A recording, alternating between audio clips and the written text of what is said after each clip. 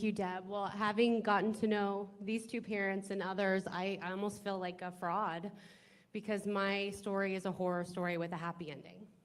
And I hope that we have opened the door for other families to come forward. But 4 years ago now, actually 4 years ago next Wednesday, May 4th, 2021, my barely 12-year-old daughter was lured by her trusted art teacher into a secret gender and sexuality meeting that was disguised as an art club. And outside presenters were brought in, an organization called Skittles for ages 2 to 11 and Splash for ages 12 and up to talk about gender and sex in secret.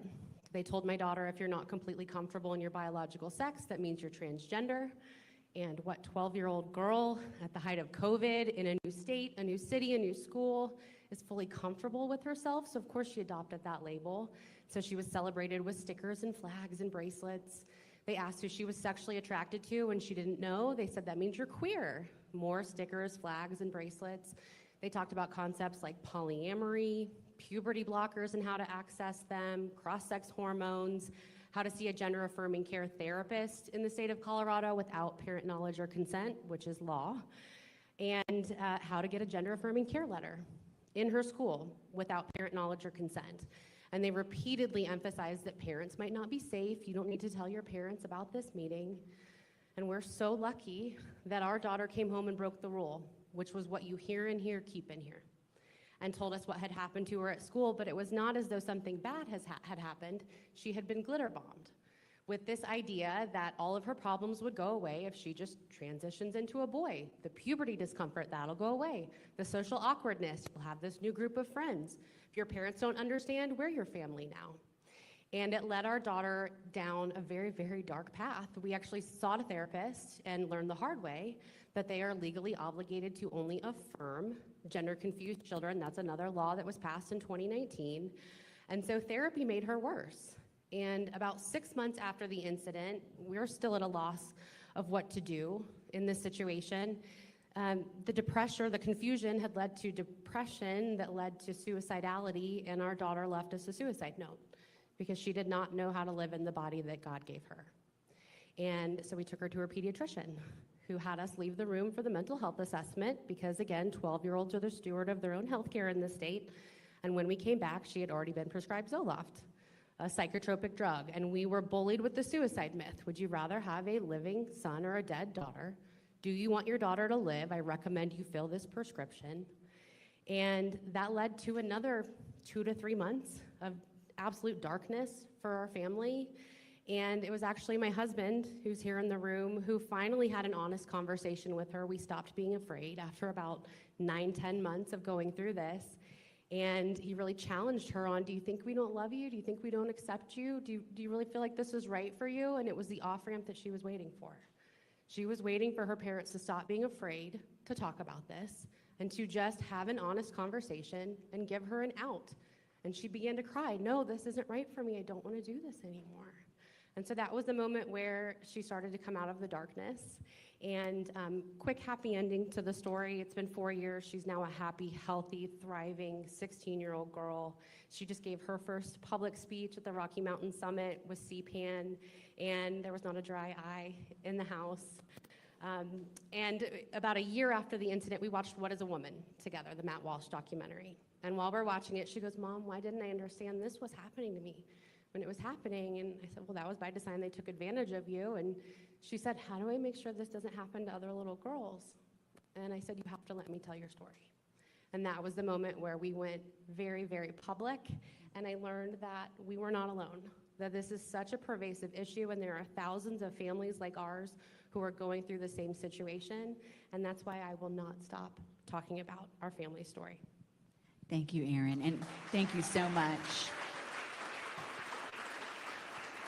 And if you don't know, Erin has started an amazing organization called Protect Kids Colorado, another key coalition partner standing together. So thank you, Erin, for that. Well, we're going to come back and ask some questions, but let's continue on.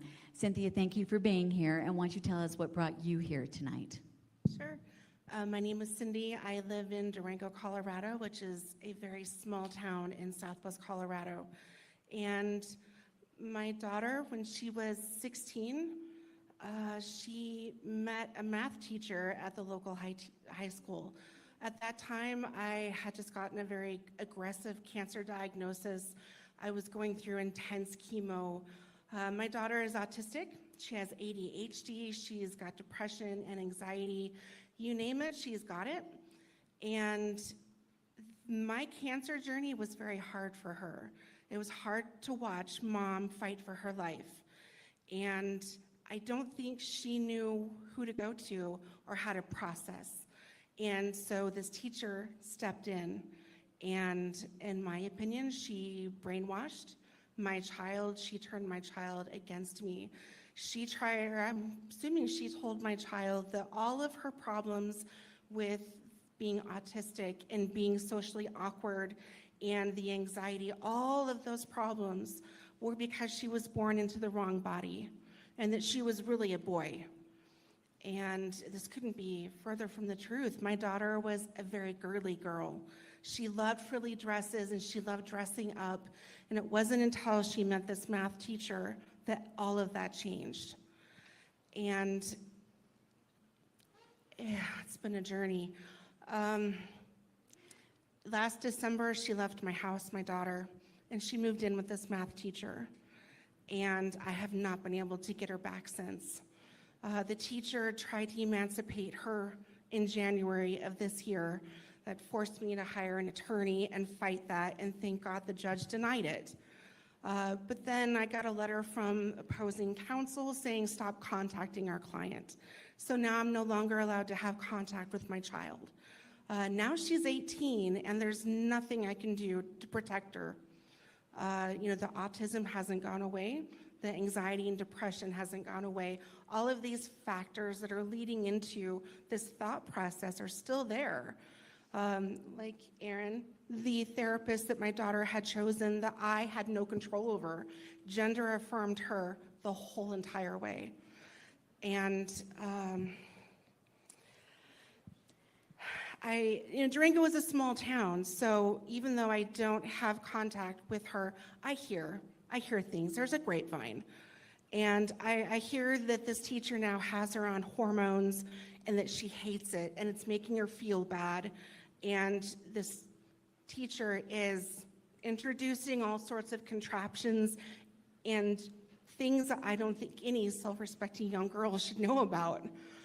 And that's it. And Cindy, just to be clear, your daughter was a minor when all this happened. Your story broke out into the national media because when you reached out and this teacher, who is, I believe, married to a transgender individual, said you were not allowed to see your daughter, you called the police. Can you tell us what happened in that instance? Because let's all remember, she was a minor at this time in your custody. Yes. So I went to the teacher's house, and from the bottom of their driveway, I called her, and I told her, I said, I'm here for my child. I want you to pack her up and send her down willingly. And her response to me was, well, let me call the attorney. I said, okay, you call that attorney, I'm calling the sheriff's office. And the sheriff's office laughed. They did not support me. They did not make my child come home. They said, there's nothing we can do to help you. So not only does the sheriff's office fail me, the therapist failed me. And that is on, actually, the body cam footage. You hear it. And when Cindy asks, but this is my child, they're like, well, she didn't seem like she was in distress. And she's like, but she's a minor. This is my child. What we're talking about is basic law here. And you're going to hear from our next parent that what 1312 would spread everywhere is already happening in Colorado. Thank you, and Cindy, we'll get back to you on some more questions. Jason, thank you so much. Thank you, Cindy, for making the drive and being here. Would you share your story with us? Yeah, thanks for having me. As dismayed as I am about the current political climate, I'm really looking at the events without shock. This is already what I've experienced in the courtrooms of Adams County, and it's just the official black and white of it is finally catching up. The mix of the transgender card is powerful. the mix of pity and victimhood creates a very potent sense of obligation in someone who has empathy. It's very difficult to overcome. In the courtroom, I lost my 9 and 7-year-old, 2 boys. And I'm always going back and thinking about what happened. And I knowingly, lovingly married a bisexual woman. We had a family together. And then in a very short span of time, just months, she decided she was transgender. I stayed in the marriage. They're watching Queer Eye for the Straight Guy. My 7-year-old is being dressed in women's clothes. And come time for divorce, my 9-year-old boy is suddenly transgender. My 7-year-old is suddenly non-binary. A perfect splitting, if you will, of their mother. The children got isolated by mother from all their maternal family and all of my family. And there's only one person who could look at my children and say, whoever you want to be will be wonderful. Whoever you want to be, I will love you. My job as your father is to give you as much time as possible to make, arguably, the most crucial decision of your life. Who am I? Who will I love? Who will love me? Thank you. Thank you. And Jason, just a little bit more. Thank you, by the way. Let's give Jason a big round of applause. And Jason, a couple more points of your story, just so everyone can get the full picture of it. You talked, when we spoke, about a couple of points, but I'll just bring up, and then I want to ask you a little bit more about. You talked about how when this began to happen, and your entire nuclear family, 3 people transitioned at the same time, and it dissolved. And your 7-year-old at that time was being put into drag shows with adults, would come out with money in his pockets. That was going on. Yeah, that was really crazy. The performances were supposed to be for charities. Part of the divorce, my 7-year-old is like, Dad, gotta go to this drag show. I'm talking to our family therapist. I do not want my child going to this drag show. Hey, you don't want your son to grow up with shame. Okay, I'll go and try and be supportive. 18-year-olds are on the stage in various stages of undress, and I realized this is not a place I should want my child. Wait a minute, they say it's for charity, but my son comes home with like $50 in his pocket. What type of movement needs to incentivize children? And I want to say every single person on this stage has paid a big price. Jason went bankrupt, and you allowed me to share this, because of the legal bills and then the child support, even though he was not even allowed to see his children. And Jason, you have no contact with your children now, is that correct? No, I did not. Yeah. I kept hoping that me representing myself after the bankruptcy, they'd be like, wow, this gentleman really cares about his kid. Look at all he's willing to do. Or I thought, hey, this guy has a couple college degrees. He's been an elementary school teacher for 17 years. He's around kids all day long. He's been supportive of the transgender students in his classroom. They didn't see me. And one last thing I wanted to mention about Jason's case when it comes to the courts, is they're already operating right now in Colorado, regardless of 1312. You, Jason, provided your psychological profile as requested, but your ex-wife did not actually submit it. Is that correct? This one's harsh, and I was hoping we could avoid it. We were both ordered Actually, it looked like I was pointed out as the bad guy, and I was ordered to have a psychological evaluation. I said, "Whoa, Your Honor, it's my understanding that whenever the court orders parents to have a psychological evaluation, it's a twofer, like both parents have to go." Judge goes, "Well, that's not really a matter of law, Mr. Zook, but in this case, seeing as how your wife has 1,700 TikTok videos, and you shared some of those with us in court today, I don't know how we're going to know what's going on. So both of you have to go." So I go. Judge tells the guardian ad litem that had been appointed for the children, "You need to take a look at these psychological evaluations." Guardian ad litem comes over to my house, sits down and says, I say, "Hey, I think this transgender issue, I think it's all smokescreen. I think you just really have a very angry mother who wants the children all to herself."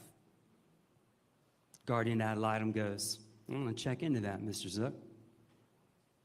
After the guardian ad litem, who is a member of the LGBTQ community, visits mother's house, the $900,000 house just off a golf course. "Hey, Mr. Zook, I have bad news for you. Your older daughter is transgender." "I'm sorry, have you ever worked with transgender children before?" "No, I'm an attorney."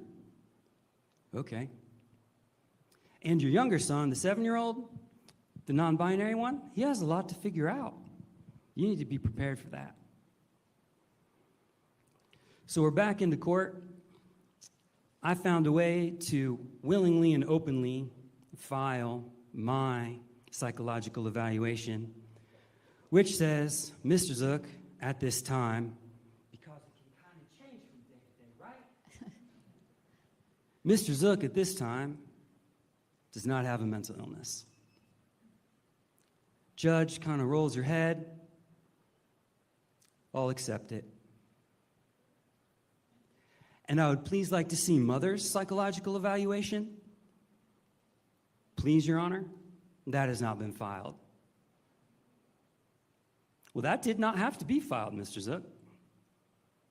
She looks at the guardian ad litem.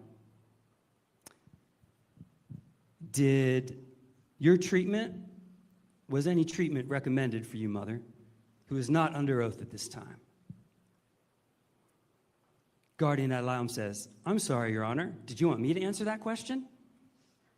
Dodge. Opposing counsel speaks. "I'm sorry, Your Honor. Did you want me to answer that question?" "No.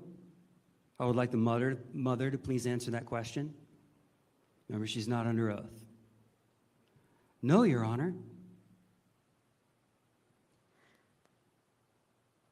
My time is up in the courtroom. Somehow, mother's psychological evaluation remains unlooked at by an attorney or a guardian ad litem or a judge officially in court. Thank you, Oh, Jason. and I got ordered back for another one. I'm sorry, it's not a laughing matter, but I'm really sorry to hear that. Let's talk about this common thread. There are laws right now, even beyond 1312 in Colorado, that allow interactions with your children that you have absolutely no say in. You have no idea what's going on, and that's going on right now in my alma mater school district of Cherry Creek School District, where they can transition children without parents' knowledge or consent. In each one of these stories, there was a trusted adult. Can each one of you talk about that element? And for instance, what I know that they said to your daughter, Erin, about not telling her mom. Yeah, well, my daughter was barely 12. She was vulnerable. She trusted that her teacher had her best interest, and I trusted that, thank you, that they had her best interest. And I was wrong. They totally took advantage of her, and they manipulated that term, trusted adult, and took advantage of a very vulnerable little girl. And I think I remember you saying that they said, don't tell your parents about what happened here. I know when I was growing up, what was the number one thing we told our kids, and we were told? If someone tells you don't tell your parents, that's a red flag. And that's a red flag right now with trusted adults in these positions. Many great teachers, many great people in our schools, but this is what's happening. Let's talk about the trusted adult situation for you, Cindy. Yeah, kind of a similar situation, only my daughter just went silent. She withdrew from the family, she stopped talking, she stopped engaging, and due to the autism and just being wired a little differently, I thought maybe she should be an angsty teenager. And I had no idea how far it had gone. I think she was being influenced for at least a year before I got wind of what was brewing. Yeah, and I want to talk, because we've talked about the trusted adults, the guardian ad litem in your situation. Cindy, I want to mention something very specifically. So our daughter is autistic, so I always look at the statistics, and I just want to share this so everyone has a perspective. In the UK, where they have been doing transitioning for far longer than the United States, they have a national social health care program, so they keep copious records. In the UK, they have found that autistic children make up 2% of the population, but 35% of those who are transitioned. In fact, the Tavistock Clinic, once one of the leading clinics in the entire world, was shut down in 2023 because it was found that they ignored the fact that 97.5% of the children they transitioned were either on the spectrum, had ADHD, or some other underlying issue. Cindy, from your perspective, what role did your daughter being autistic, ADHD, and having other issues play in this situation?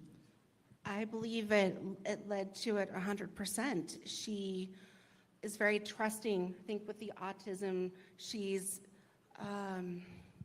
was at a very vulnerable time in her life with my cancer journey, and she reached out for something, anything, and that anything took advantage of her fully with poor judgment and maybe a little bit of impulsiveness with the autism and just believing the lie.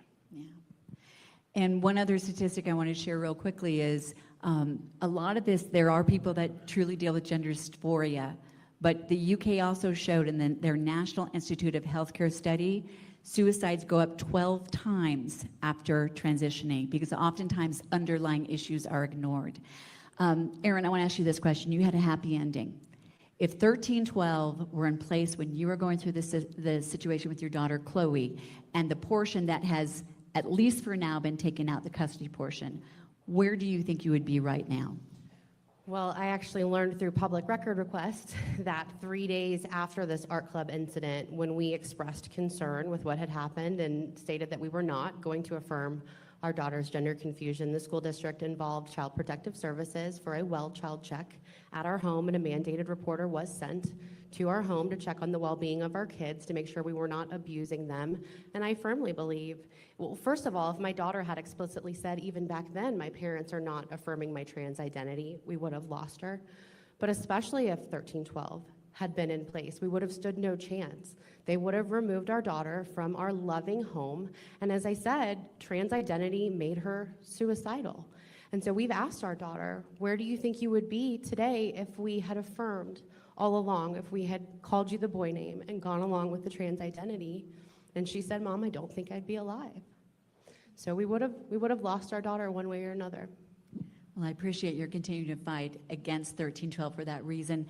Jason, you had an interesting analogy when we were talking, because obviously yours and Cindy's stories are what's already happened in Colorado when the courts are already introduced because of a custody battle. They're already brought in, and so it's already allowing them to make the decision against the parent that does not stand up for transitioning. You talked about if 1312 passes and it passes, or they put back in, and let's be clear, this bill still has to go back to reconciliation and be voted on in the House and the Senate. So if it went beyond what your situation is, you compared it to a dirty bomb. Do you want to just say what that would be like? Yeah, if the analogy was in divorce proceedings, you know, there are some horrible things that can happen, and sometimes they're true. So like the thermonuclear bomb would be physical, emotional, verbal abuse. To be accused of that is awful. It's terrible, and sometimes that does happen. But there's systems and there are mechanisms in place where a parent can defend themselves. And then maybe like the next level would be a tactical nuke. You know, maybe a parent wants to play the card of sexual abuse, and that is even more terrible and even more awful to use against a parent. But again, there are mechanisms and systems in place where that parent is considered innocent until proven guilty. But this bill, in the language, that is a dirty bomb. That is a dirty nuke. What that's going to do is there is no system in place. There is no mechanism to defend yourself. You are guilty without an ability to prove your innocence. I mean, if they take away your First Amendment right in a courtroom, I mean, a nuclear bomb just went off in my head. Thank you. Say something really Yes, go ahead. I just want to add really quick with the CPS involvement. Yes, they were already practicing these theories well before this bill came out. My daughter ran away in November, and she went to the teacher's house, and I had no idea where she was for 24 hours. Once that resolved, CPS did get involved, and when it was brought to the surface that I wasn't going to gender affirm my child, because I think there's other issues at play here. I don't think that she's transgender.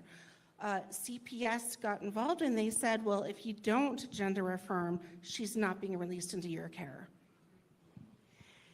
Thank you. Well, I want to thank each one of these panel members because they are taking their personal experience and fighting for everyone else so this does not happen further. So we must stand together against 1312 and then roll it back to where it's already happening in these families. Let's give them a huge round of applause for their courage and their generosity.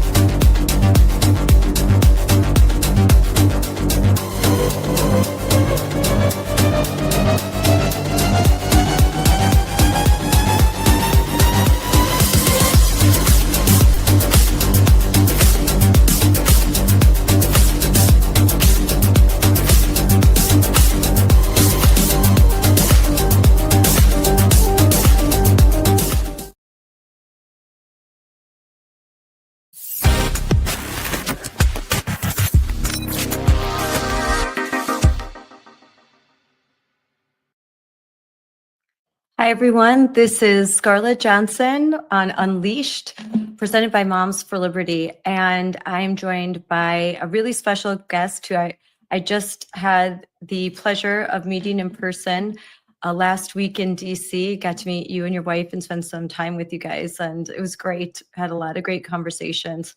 And I'm so excited that he isn't on call because he's the general surgeon. He isn't on call and he can join me today. And we can talk about a whole lot of issues, not the least of which is his compelling personal story. if you don't know, Dr. Eithan Haim is a general and trauma surgeon in Texas. He trained in general surgery at Baylor College of Medicine and became a phenomenon when Chris Rufo exposed the huge story that you were a whistleblower that showed that the Texas Children's Hospital, the largest, I believe, the largest pediatric hospital in the country, was performing transgender medicine surgeries and providing gender affirming care, despite putting out a public statement that they weren't doing so. And when you did that, something huge happened. And I think people don't quite understand like how big it is until you've been sued. You don't get it, but you faced something even more than I did because I was sued, but it wasn't a criminal investigation. This was huge what happened to you. And it was just for telling the truth. And you didn't do anything wrong, but you paid a high price for being honest and standing for truth and for what is right. And you've prevailed in the end, but I won't give it away. I want you to tell the story. So thank you and welcome. No, I appreciate it. And, it was great meeting you the other week. But so, when all this happened, because it is really a long, crazy story, but it's kind of simple once it's boiled down to its essential components. But I did my surgical training, after medical school, when you're training in your specialty, between 2018 and 2023 at Baylor College of Medicine in Houston, Texas, right, which is associated with really, really amazing hospitals, right? You have Bentab, which is a big trauma hospital, St. Luke's, then Texas Children's Hospital, which is, really one of the best children's hospitals in the world for taking care of sick kids. It's the biggest in the world. But it's also been suffered from all of the other pathologies that other institutions like ideological capture. So during my time as a resident, you're kind of in this state of extreme vulnerability because if you step out of line, especially during that time, because everything got so crazy with COVID, if you had a different opinion, if you cross that threshold, the consequences were severe. And residency is training. You're done with medical school, you've completed your internship, and now there's a requirement that if people don't know, a resident physician has to spend a certain amount of time, and for a surgeon, it's lengthy, really in-depth training. You're a doctor, you're an MD, but you're not licensed to a certain extent, right? Yeah, and it's just like the show Scrubs, like the first season, where you have the residents at the bottom of the totem pole. Yes. In the very beginning, you do the scut work, you're really bad, and then the attendings, they yell at you, and your chief residents give you a hard time, especially in surgery. Yeah, as you progress, you gradually start taking on more responsibility. You become a chief resident, so you start operating independently. At Baylor, it was one of the biggest trauma hospitals, one of the busiest ones in the country. So we had services, with massive resident teams, over 100 people on the service. We're operating all day, every day, and we have to run that service. And so you're in charge of medical students. Then you're running cases. You have all of the. You're doing the job of a full doctor. Like you're doing the job of the someone, but you gradually move up the scale. Yeah. And it was during my, my fourth year in training around 2022 that I had discovered that, Texas Children's, TCH, were performing these transgender interventions on kids. And, for me, when I first learned that, it was completely shocking because, I only really knew about the whole transgender medical thing, after COVID started because of reporting from libs of TikTok and other people on X. And I remember seeing, these stories from like Massachusetts General or like Washington or Oregon, where they're talking about gender affirming hysterectomies or mastectomies. And I mean, it took me years to comprehend that this was actually a thing. But once I really understood it, it shocked my conscience to such a degree that it was hard to imagine that people would actually do it. But I didn't think it was happening in Texas, right? In Houston, Texas. I just think it was possible. Yeah, especially because the governor had made some strong statements and the attorney general, right? Yeah. So in February of 2022, the attorney general had released an opinion saying that these medical interventions on kids who believe they're the opposite sex could be considered child abuse. And it was reaffirmed by the governor.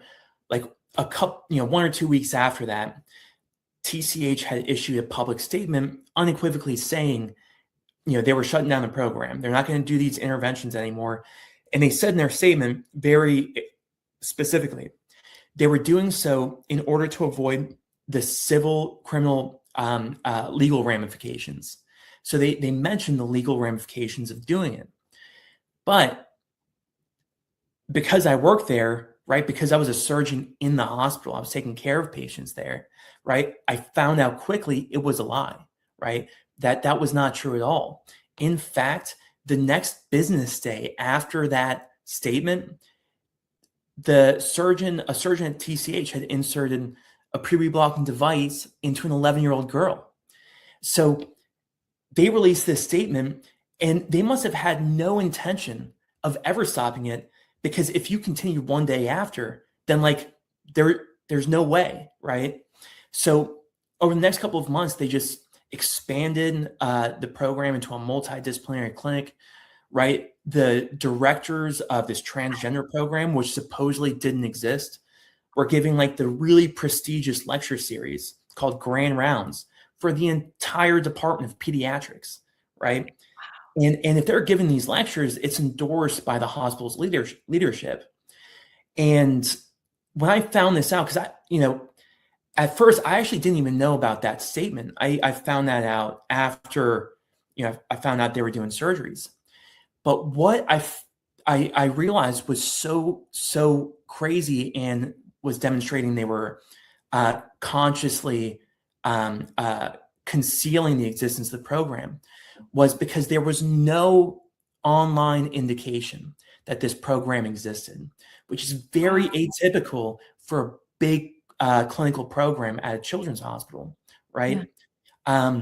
So, they were also doing these meetings with medical students at Baylor College of Medicine, like these publicly accessible meetings. Yeah. So this wasn't secret. This wasn't hiding. You didn't have to sleuth. It was really out in the open. Yeah.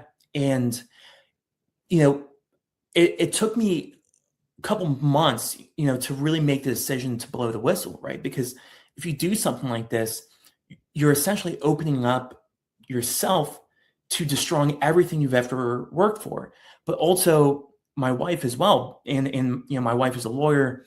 She had, really, really brilliant.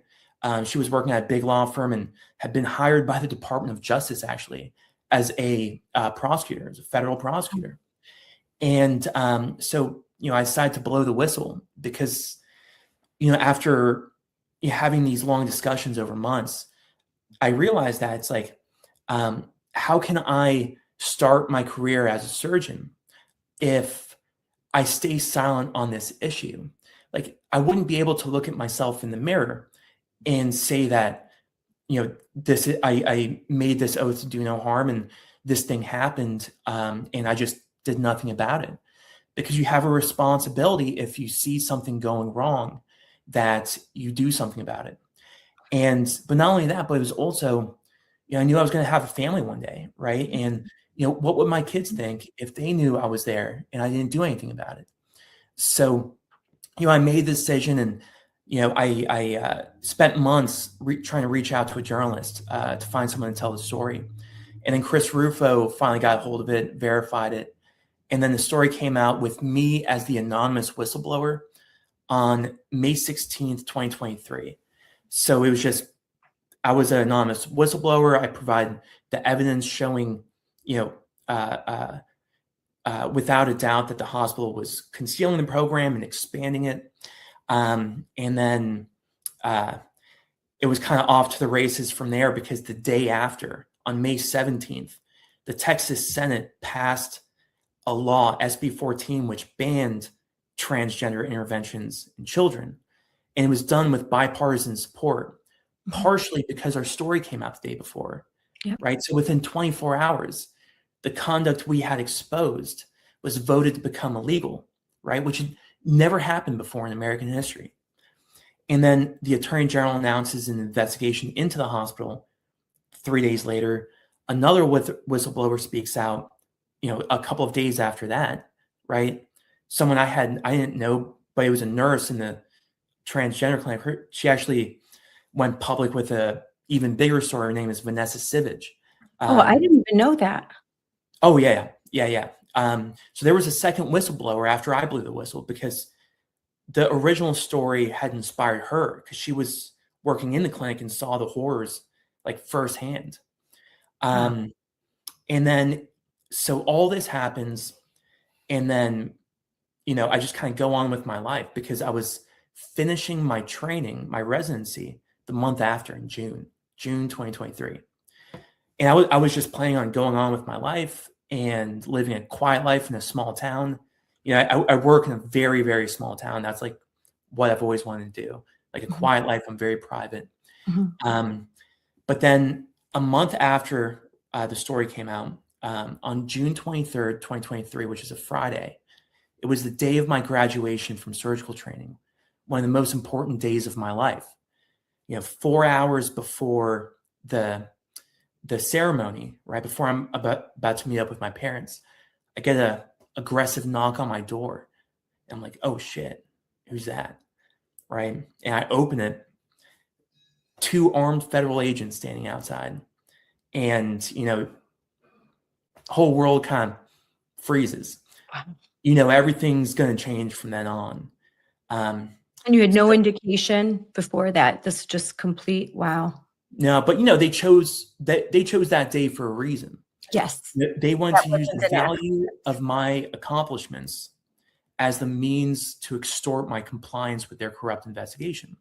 So, of course, I kind of freak out and invite them in. But, luckily my wife advises me to not talk to them without an attorney present, but they hand me a target letter. And a target letter is just a piece of paper that informs me I was under criminal investigation by the United States Department of Justice. And that was when I knew that this was serious. But, after the agents left, there was this weird moment, maybe like 30 minutes where we kind of freaked out. But then we had been through so much, my wife and I, the years before with COVID. We had seen our society collapse around us, that when they came to our home and it was such a contemptible, so corrupt, that we knew we had to fight back against it. So that day we decided that we weren't going to give in, so that we're going to do everything we can to fight. So, we opened up a couple bottles of champagne. We're both non-smokers, but I bought a pack of cigarettes and we chain smoked a pack of cigarettes. It seemed like the right thing to do. And then, we went to my graduation and celebrated, like this next chapter. It was completely terrifying, but it seems like a crazy thing to do in the moment, but at the time, You just didn't know. Yeah. But okay. So then there's going to be a whole, but just to rewind a little bit, so how did you first become aware? What tipped you off? So this was in 2022. It was, maybe like early to mid 2022. I was, working, was in one of St. Luke's, and there was a resident who came up to me in a workroom, one of the guys I worked with, and told me that, told me a story. He's like, Eithan, listen to this crazy story. I just did this surgery a TCH on an 11-year-old, where we inserted a puberty blocker implant into their arm because this 11-year-old girl believes she's a boy.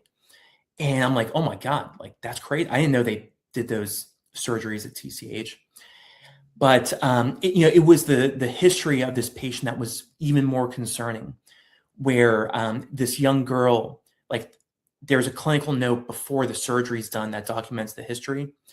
And it was that this girl, believes she's a boy at 11 years old, wants to have more surgery, like, invasive surgery to supposedly become a man, is confident she never wants to have children, right? 11 years old. And that all of her family members are transgender. And if you hear those few details, 11-year-old thinks she's a boy, wants to have surgery, doesn't want to have children, every family member is transgender, those are all red flags for child abuse. But instead of doing the right thing, right, and pumping the brakes, what they did was took that little girl to an operating room and put poison into her arm in order to prevent her natural progression into puberty, and therefore very likely sterilizing her. Yeah, that's that's just shocking to me. It's absolutely shocking. Excuse me. An 11-year-old girl does not comprehend that her future in such that she could say, I never want to have children. And you're right, that all of her family members identify as transgender, that she's got a history, that to me would signal she needs to talk to a psychologist, a therapist, and we need to start thinking what's going on in her family, what kind of influence. Definitely would not affirm this. First, look at comorbidities, what's going on, and whether or not she's kind of being programmed, indoctrinated into whatever her belief system is. But and Jamie, it's like you have these 11-year-old, these young children, and even in society, right? If you have these crazy teachers, counselors, parents, if the doctors are supposed to be the ones who are the gatekeepers, right? When someone comes in and thinks something crazy like this, the doctors are the ones who have the wisdom and the judgment to be like, no, this is not the right thing to do. Go home, touch some grass, you'll get over it, right? But that's the problem with what happened to my profession over the past, couple of decades, but really worse over the past few years. and I mean, now privately, did a lot of physicians, nurses, if you talked about this, did they say, yeah, this is crazy? If you were to talk about your opinion, did they agree that they shouldn't be doing this? This isn't right? So in these, highly prestigious academic environments like Baylor or any of the other big university academic programs, the culture of silence is so strong that you don't even bring it up to people unless you're 100% positive they're trustworthy and they're not going to create problems. So there was only maybe 2 or 3 people in like the entire program of like 80 to 90 people. And then even all the surrounding other people like nurses, attendings who I was willing to talk to. So, it was kind of like the dark corner club. And we called it that because we actually met in dark corners, like, and talk about these things because, but yeah, for those very few people.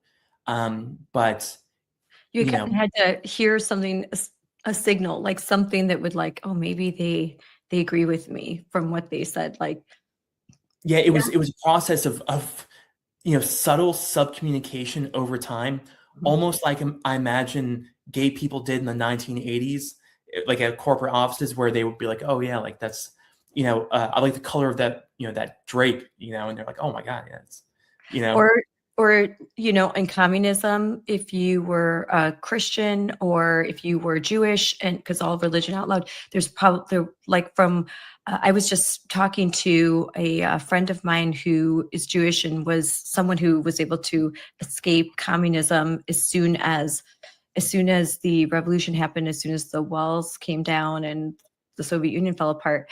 And she said there was like code. There were certain ways that you would know that someone's with you. And she was very young at the time, in her late teen, early 20s. And you just looked for clues like, are they one of us? And then could we trust them? And that's what this reminds me of, which is scary. That Yeah, I mean, that's exactly what it was. It was just, it's the same pattern, different place, Yeah, that there's this, like you said, this culture of silence. How, I mean, this is probably too big of a question, but it's really hard for me to imagine having so many family members that are in the field of medicine, doctors and nurses and different professions in the health community.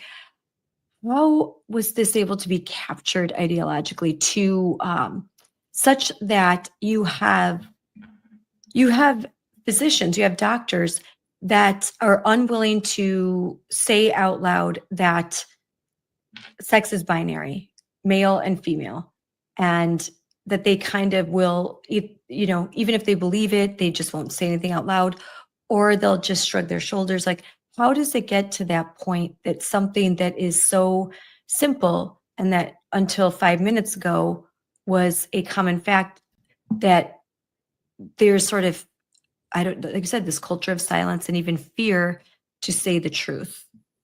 It's, of course, you have the entire story of, the slow march of radical left-wing ideologies through all of our, cultural institutions. But, with this, I believe it's, when you boil it down to its most essential component, like what causes it, what's like the driving factor, if you were to remove that component, then it would be stopped. And it's simply the failure of the individual to respond in the moment when something's going wrong. Because it's like you have a million, 10 million, 100 million of these tiny little micro events, right? Each person has a few of them, but they happen over our entire country. And in each of those moments, the people who should say something don't. And it's that failure, that cowardice, that allows this cancer to go from 1 cell to 10 to 1,000 to 100,000. And once it gets to a certain point, it becomes an unstoppable tidal wave, So that's what I think is a essential component. Do you think what's happening in education starting so young? I mean, I must have posted this week, I posted several examples on the Moms for Liberty social media of slideshows in elementary schools. I just posted a movie that for 4th graders, and basically it's a cartoon, and the main character says, well, when you were born, the doctor made a guess. They looked at your anatomy, made a guess. Sometimes they're right, sometimes they're wrong. But your sex sometimes doesn't match your gender identity. And here's what gender identity is. So they start so young, and do you think that has a part in it, that this sort of training, this programming very young, that this is just the way that it is now? Yeah, and I think they're creating a younger generation who is adapted to this environment where they're not supposed to speak out and do the right thing. And it's so different than the way I grow up. I was just watching The Lion King, like the original one, with my daughter. She's 1.5 years, and my wife. And it was like these stories when you were growing up that we all that had animated all of us when we were younger, about these heroine characters who overcome these obstacles, like these archetypal hero stories. And we didn't really appreciate it at the time, but everything in our society had elevated the hero, Yes. had valorized, the individual for doing the right thing when it was a hard thing to do. And slowly over time, you had those individual people who just didn't say what they should have said when people started introducing these crazy ideologies. Mhm. So over time, we just lost the animating ideas that had served as a basis for a civilized Western civilization. I mean, it's because without those stories, without those lessons that are meant to guide like the individual person, then people aren't going to be guided by it. They're going to be guided by something else, and what that ends up being are these purple haired lunatics, who have like a million mental health issues. Yeah. And so you're talking about like the hero's journey, Joseph Campbell, A Hero with a Thousand Faces, like that stories resonate with Harry Potter, Lord of the Rings, Star Wars, the Marvel, Lion King, Little Mermaid, like these stories, they used to fall into a pattern. And that's a pattern kind of recognized, like Joseph Campbell kind of writes about. And it's this hero's journey and these certain steps. And when someone creative really can bring to life that pattern, there's something that resonates in humanity that we just love it. That's why we have these icons, why Star Wars, this iconic film, the Endgame, iconic Harry Potter, because it's this journey that you have the hero, and the hero isn't perfect, but the hero goes through this process and wrestles with takes on the dragon, wrestles demons, tries to win the heart of the princess, all of those things. And at the end, good triumphs, even though that things can happen along the way. And we just, those stories resonate. And now what we see in culture is just trying to flip the script and to basically alter this pattern. Jordan Peterson talks about this a lot. And I think that really resonates with me, because I know before learning all of this, before COVID, I just felt something was off. You feel like something's off, but you don't know quite what. Things aren't the same. The stories are different. I don't like the movies as much. What my kids are learning in school seems off. And then with COVID and seeing behind the curtain, and just like you did, seeing what's happening in hospitals, then you realize, wait, this is it. This is what's been happening. And then you kind of look back and you see how far the corruption goes till you get to this point. And so I think that we're seeing the fruits now, but the kind of the start of all of this was before, when we weren't quite paying attention. The building blocks were laid. The papers were being written that informed those who teach at medical schools, and those who are behind policies and that inform administrators. So that's just me rambling, but that's something that I think that has just changed and corrupted institutions. But I also think that it's the fact that we can be so afraid of crazy people, and people that are loud, and people that threaten, and people that just will come at you and say vile things and attack. And I think doctors in particular, who don't want to break the rules and don't want to deal with a lot of chaos. I think that the left has been very good at being chaos agents, so that people stay quiet because they just don't want to deal with being called a racist, a transphobe, a homophobe, and having their name splashed in headlines. So they just stay quiet because It's just better that way for them.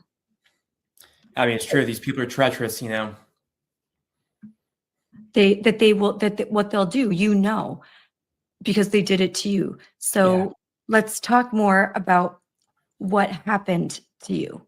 So picking up where we left off, these agents come to your door and now you know that this investigation is happening. What happened next after you graduated? So, I was lucky because, one of the first people I contacted was Christopher Rufo. And he was able to find an attorney, Marcella Burke, who was willing to represent us. And, it was a moment I believe every step of the way was divine providence, but this was the one where it was very clear that there was something very big going on because, Marcella Burke, is like this remarkable person who had left Big Law to start her own law firm because she refused to put pronouns in her bio. And she wanted to put together this law firm of, these elite conservative lawyers to take, to create like this bulwark where you do these big private cases, it's a successful law firm. And then that will provide you the ability to do these political cases for people like me. And a couple of months after she started her law firm, she gets a call from Christopher Rufo and I get in touch with her. And we put together this great team of lawyers. And, over the next couple of months, I was still anonymous because I wanted to do everything in my power to maintain my anonymity because the last thing I wanted to do was go public. I thought that if we get lawyers, we push back a little bit. It's such a crazy thing for them to come after me criminally. There was because my wife was an attorney and like specifically a federal prosecutor, we knew there was nothing they could possibly come after me for, right? Because I worked there, it was no HIPAA information. So we thought if we just push back, they're just going to move on to something else because it's a losing case. But over the next couple of months was when the corruption just got so severe, right? It every single day it got worse. Where once my attorneys reached out to the DOJ and the main prosecutor who was running it, she told my prosecutors these things that they outlined in a letter to Congress once I eventually decided to go public in January 2024, 6 months later. And in this letter, they document what happened during those 6 months where the prosecutor had told my lawyers, she sent agents to my home without ever reviewing the evidence, right? So just not even looking to see if I did anything wrong, just like sending agents to my home, right? And that on that first call too, she didn't know anything about the case or what she was investigating, but she did enough research to find out my wife had just been hired. And she used that information to blackmail us, because she said, Andrea is not going to have any problems with her background check, right, for her job at the DOJ unless she continues to become difficult, right? Over the next couple of months, my lawyers are told that only if I apologize, then I can avoid felony prosecution, which, that's not part of the law. It's not like if you apologize, there's no apology statute. That's not how things work. There's that if I avoided criminal prosecution, then I would be sued civilly by the families and, that she was in contact with the transgender families and all that. But then once she told my attorneys that she would take me to a jury trial, even on a technicality, even if she was going to lose, she would do it. And that was in October of 2023, around that time that happened. And it was then that I realized that, if I stay silent, I'm going to get destroyed because these people have gone completely insane. And plus, at that point, we were out of money because we had spent about $250,000 of all of our life savings. So we knew that, So we knew that I was screwed if I stayed silent. There was no way for me to fight back, right? Because we couldn't afford lawyers. People, $250,000 in legal fees, and it adds up fast, especially if you're going to trial. I was sued a very small way in comparison to you, but I think you don't understand what it's like. Depositions, subpoenas, they want to confiscate all of your records, all of your financial records, all your computer. I mean, your whole life is And staring this was for you. the crazy thing is that this was still in the Mm. investigation phase. Oh my This was gosh. I wasn't even indicted yet. Oh my So I went public in January 2024. This is right? millions of dollars. This is And millions. for the next 6 months after that, after I went public, right? So in the first 1 or 2 months after I went public, January and February 2024, I raised maybe like $250,000, something like that, like a good amount of money, just by telling my story publicly, and that was enough to keep us on an even playing field, to maintain the fight. But we entered this kind of purgatory, like this legal purgatory, where once I went public, the lines of communication with the Department of Justice went silent, right? Because it's such an aggressive thing to do. You're kind of blowing everything up if you Yeah. do something like this. Yep. So we had no idea what the DOJ was going to do over the next 6 months. Like, Yep. were they still pursuing this? Were they still investigating me? We had no idea. So, every day would go by for those 6 months. And during this time, I had just started my new job as a surgical attending, right, out of residency. So I was working, as a surgeon, which is a very stressful time, your first job out. Yep. And, eventually I found out what these people were doing. And, June of 2024, so about a year after the agents first came to my home, right, 7 a.m, I get, another, a ring of our doorbell, 7 a.m. And I remember waking up and thinking to myself, man, like, who the hell is that? Ring our doorbell at 7 a.m. And I joked to my wife that, oh yeah, it's probably the feds.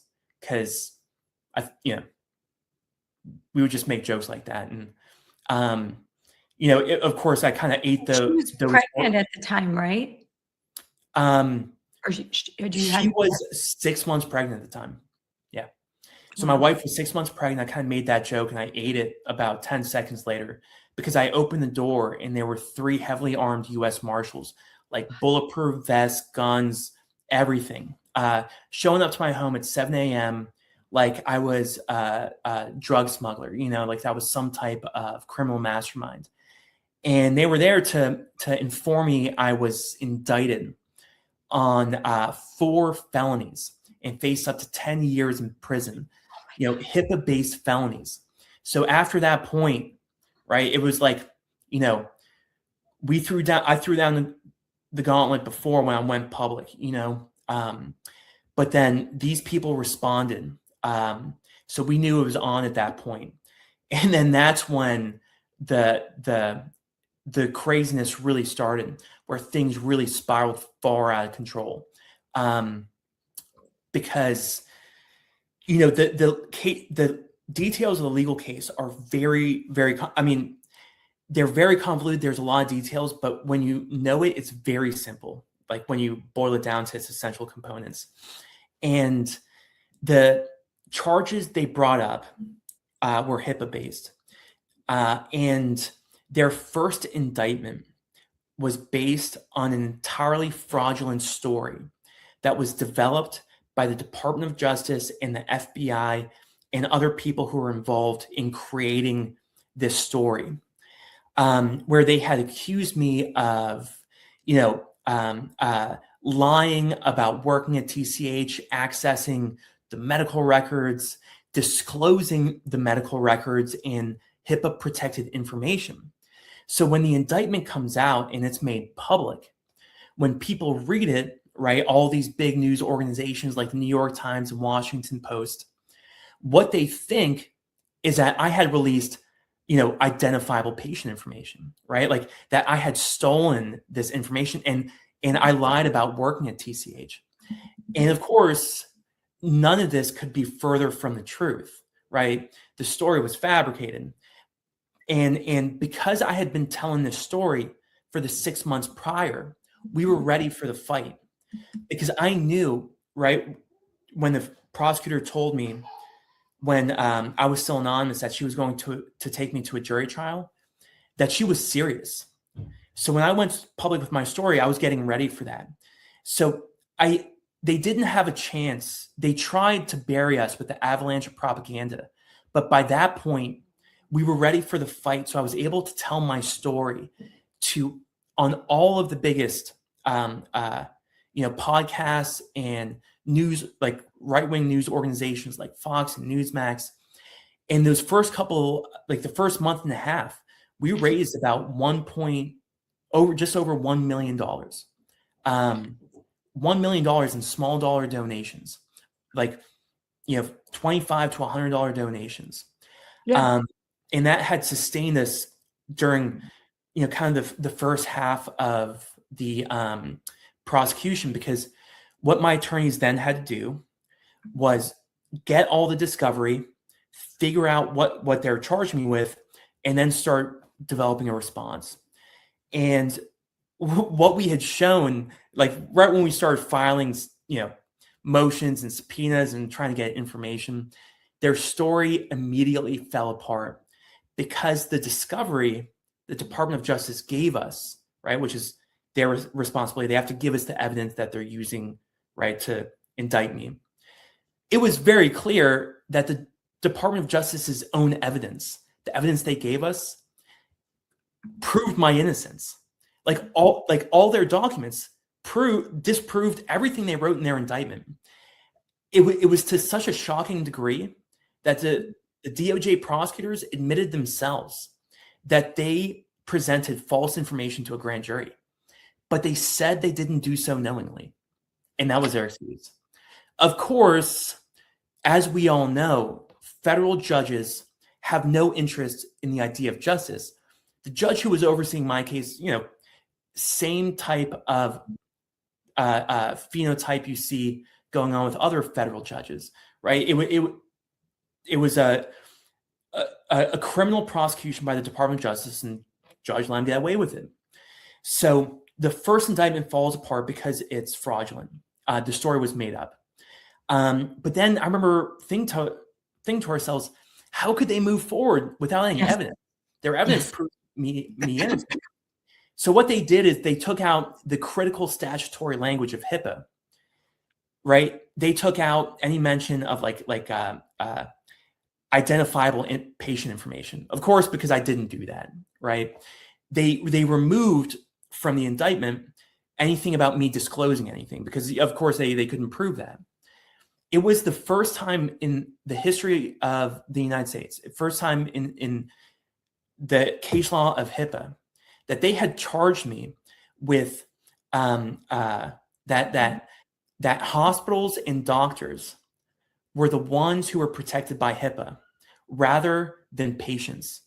Because when you compare the first and the second indictment, in the first indictment, it says, my intent was to cause malicious harm to the hospital and its patients. In the second indictment, right, they couldn't prove anything about patients because I didn't do anything to patients. They changed that language to intent to cause malicious harm to the hospital and its physicians, right?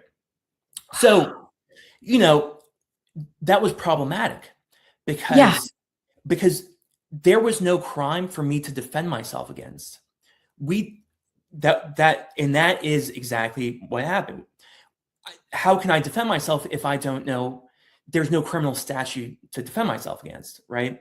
So that's a theoretical problem, which is kind of operative, but there's very specific problems that go to show how corrupt and incompetent this is. In the second indictment, they include a massive typo in the operative language of their indictment. And they mention subchapter XL, which is one of the statutes they cite in their indictment.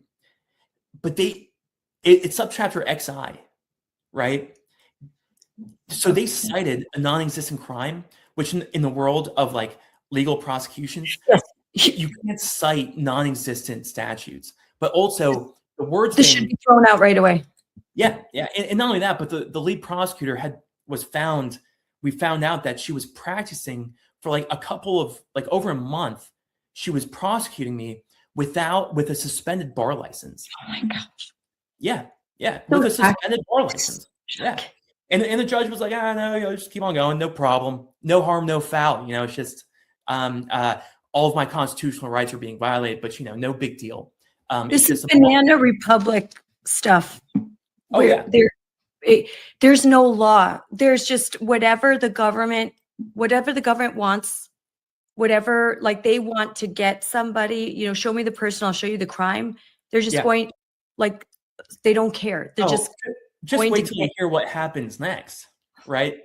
Two important things happened. So things really start spiraling out of control. Remember, I was indicted in June, right? In September, things started spiraling.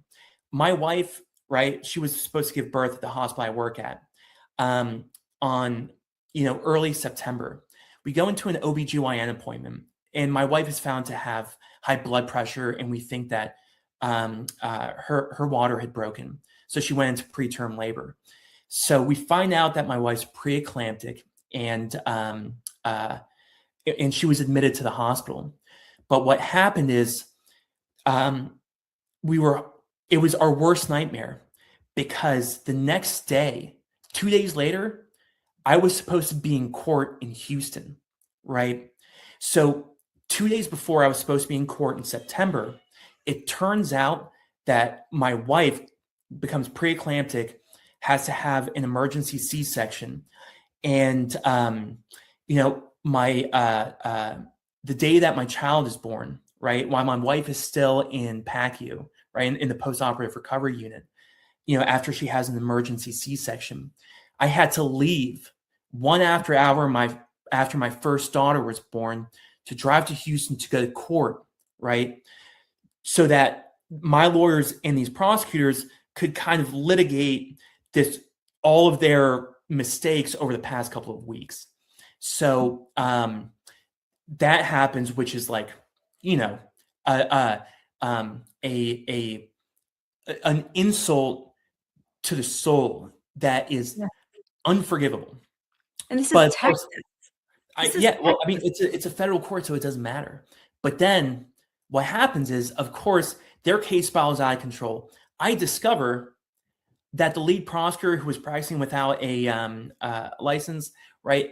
It turns out that her family had these major financial conflicts with TCH, Baylor College of Medicine, Ben Taub Hospital, Harris Health, because her uncle was on the board of TCH.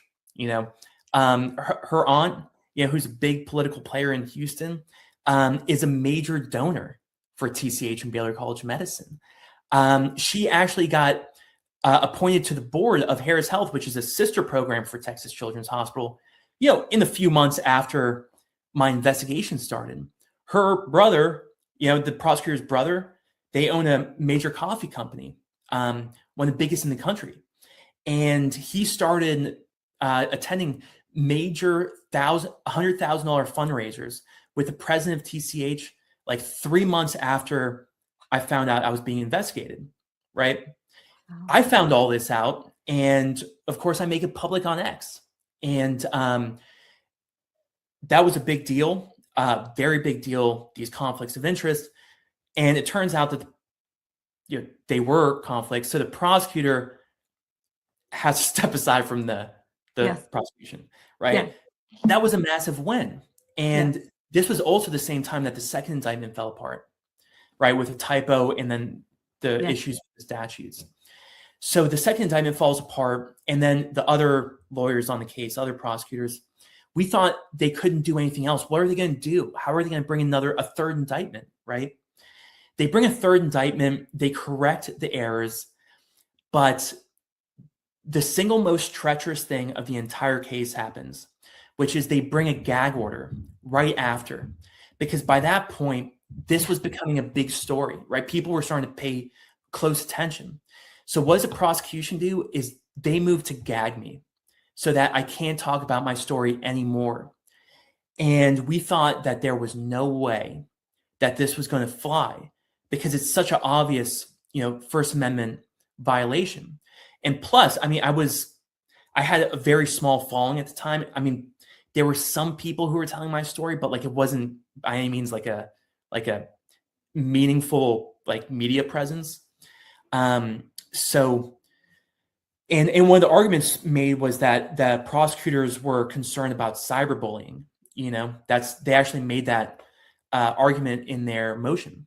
You know, prosecutors who are supposed to be going after cartels and these murderers, you know, they're worried about cyberbullying. So, you know, of course, the judge, if he were to sign a gag order, he would become the laughing stock of the country, right? Legally, because he would get overturned, you know. Mhm. But of course, he wants to shut me up because the corruption in the case is starting to reflect on him. So what he does is just it's a de facto gag order where, you know, in the courtroom, you know, we had a hearing about it, and you know, he hears both sides, and what he says is, if you continue similar conduct, doesn't define similar conduct, Hmm.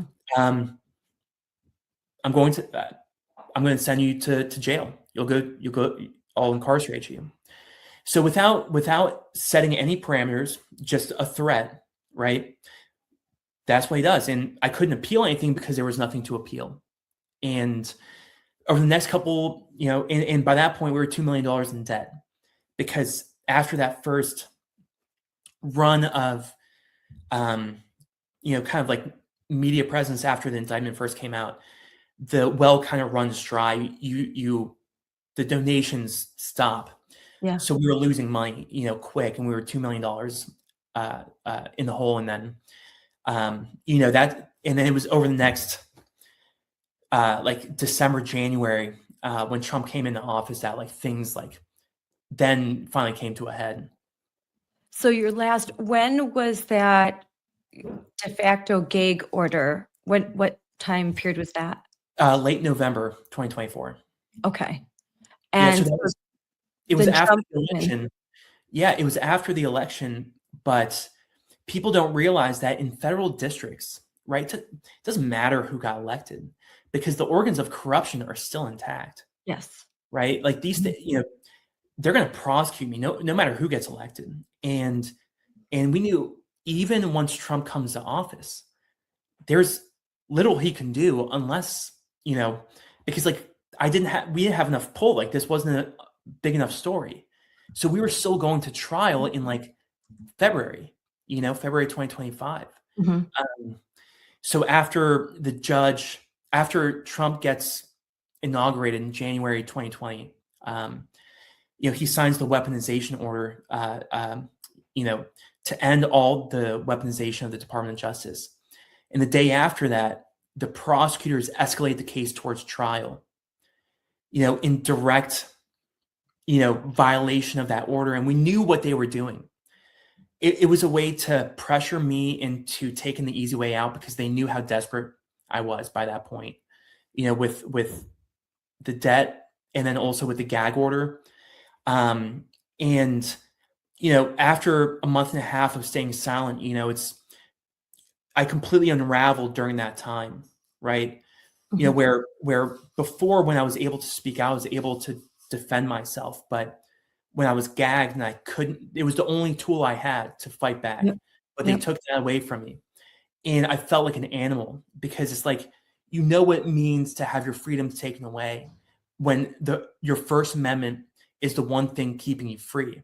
Yeah. So I had completely unraveled, but then, you know, it's like something happened like over time where, you know, I accepted any consequence that came, you know, I knew that this was coming to a head.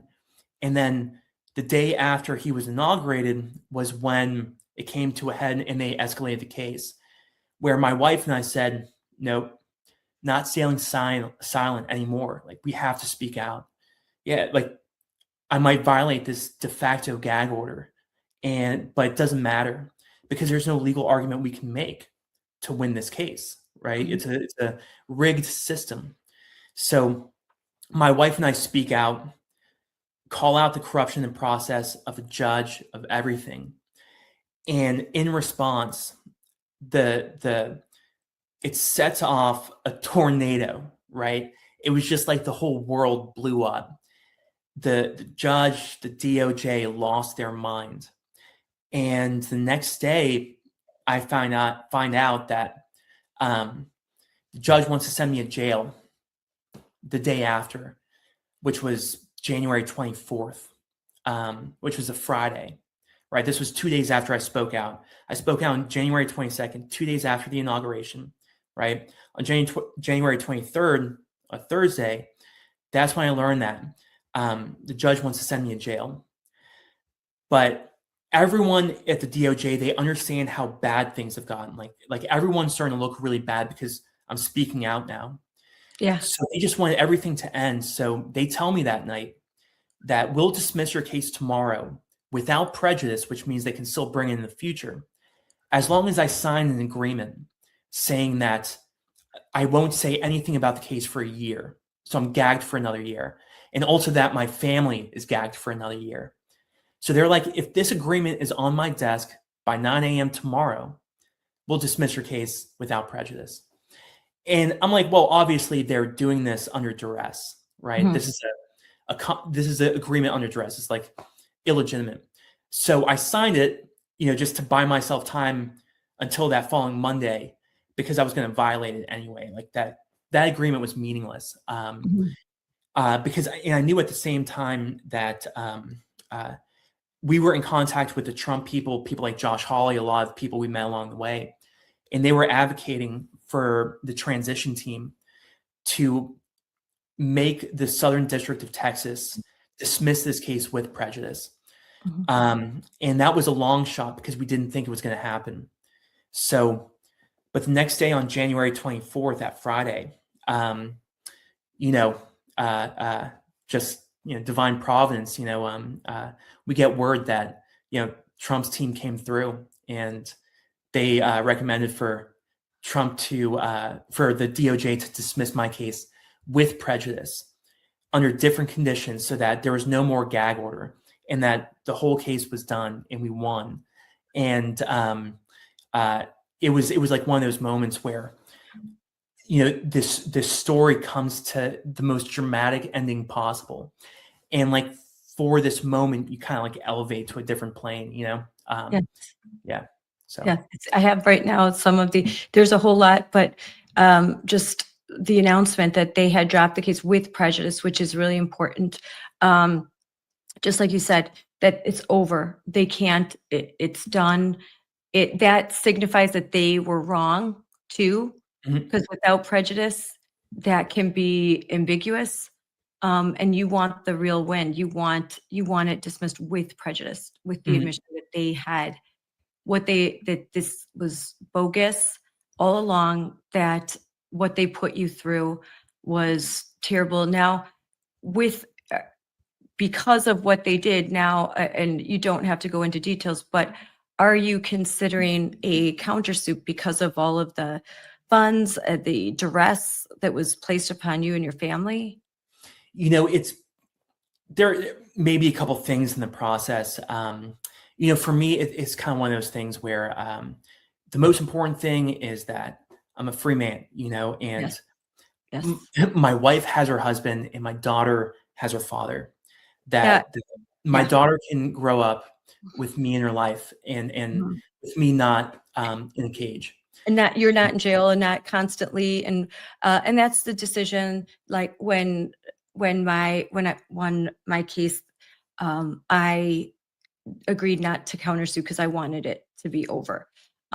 Like I wanted the win, and I wanted to know that there was going to be no further litigation, but that I just wanted it to be done and over with, and to move on with my life and not have to think about. It was just the thought that I'm not going to have to think about, do I have to prepare for trial? What will that mean? How much would that cost? All of those things. And again, I have to shout out to Wisconsin Institute for Law and Liberty for taking my case once it went to appeal. So, and they took the case pro bono. But initially, my family and I had a lot of, we had to pay a lot of costs. Like you said, that early phase there's investigation, and then you have to pay for depositions and lawyers' time doing all the investigative work, and And that's just the start. So this is how much it cost you, and you weren't even at trial yet. That's a whole nother. So Yeah, this is yeah, the and we still power. owe like $500,000, and what we're doing, we're just paying it off over time, and it is what it is. It's awful. That is insane. And that's why they try to make an example. And legal lawfare works because most people can't afford a lawyer. They don't have the skills and expertise to represent themselves, and they're scared. They're scared, even if it's a civil litigation and it's financial. That can put you in a world of hurt. Criminal, and you could go to jail. So lawfare so we're a free society. We are I mean, gosh, 250 years ago, this country was founded because there was a oppressive government that wasn't allowing fair and just trials that's the founders started this country because they lived under this corrupt legal system where you didn't know what the law was. That could change at any time. And that's to see what happened to you. It's such an injustice for so many reasons, the myriad of reasons. But as someone with a legal background, the injustice in our legal system and the exposure to how corrupt it really is very scary. And it should scare every American citizen, whether you are on the left or the right, because our system should not be political. It should be rule of law, no matter who you are, no matter what you believe.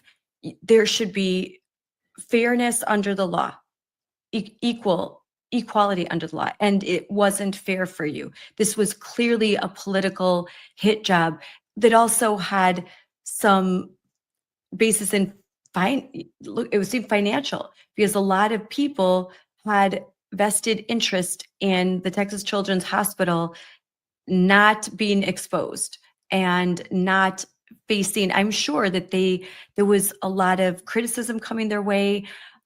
Every hospital relies on donations, donors, and there might be their donors like say, I'm not going to give, I'm not going to donate, I'm not going to participate. So if you're doing these kinds of procedures, like I don't want to donate to your hospital, go to your charities. And so they were upset that you exposed the truth. And it's just shocking. It's shocking. I mean, I'm so glad that you won, but I mean, if Trump had not been elected, this could have gone a whole nother way, I think.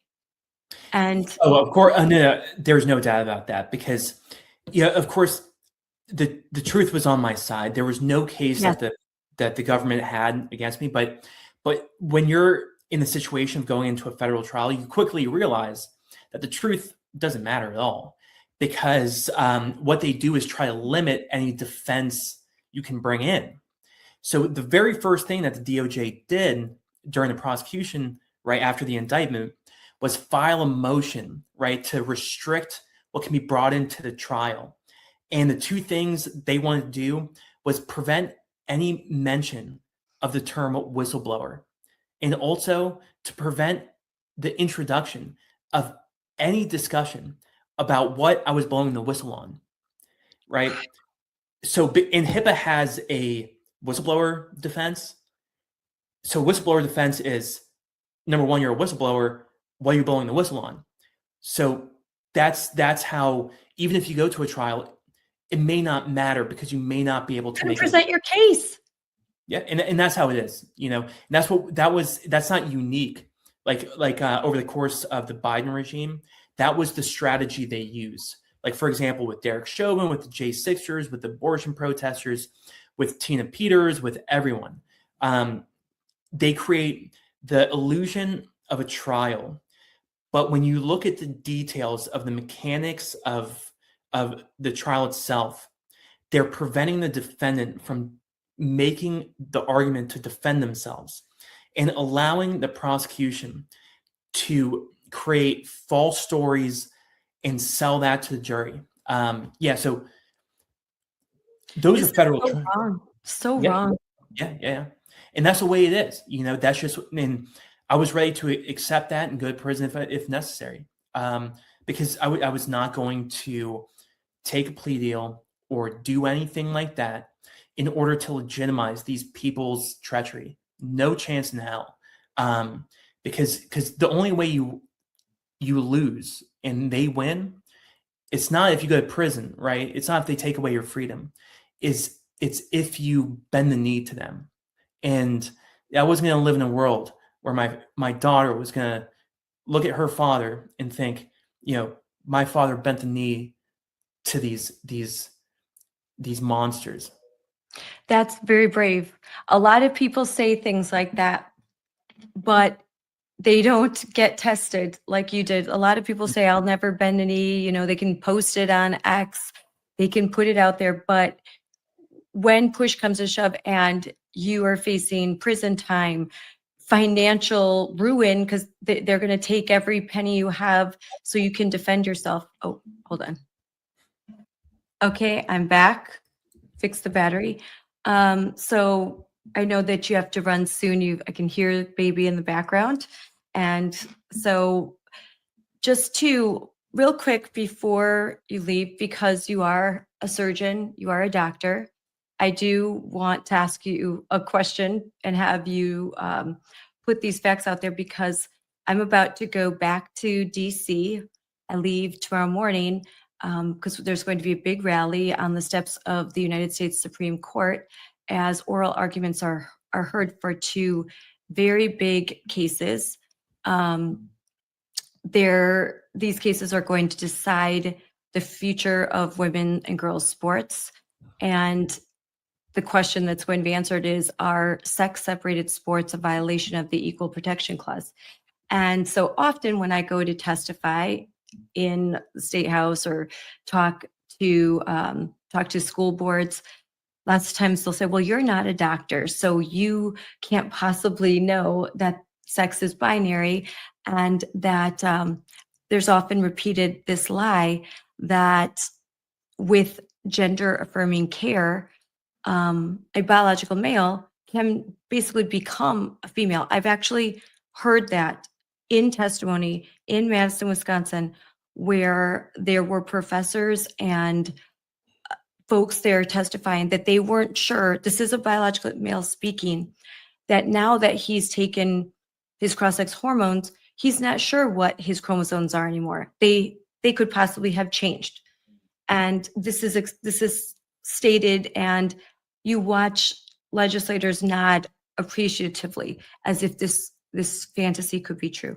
So I would like for you to say, with your experience as a doctor, the differences between men and women, and that men cannot become women no matter how many hormones that they inject into themselves.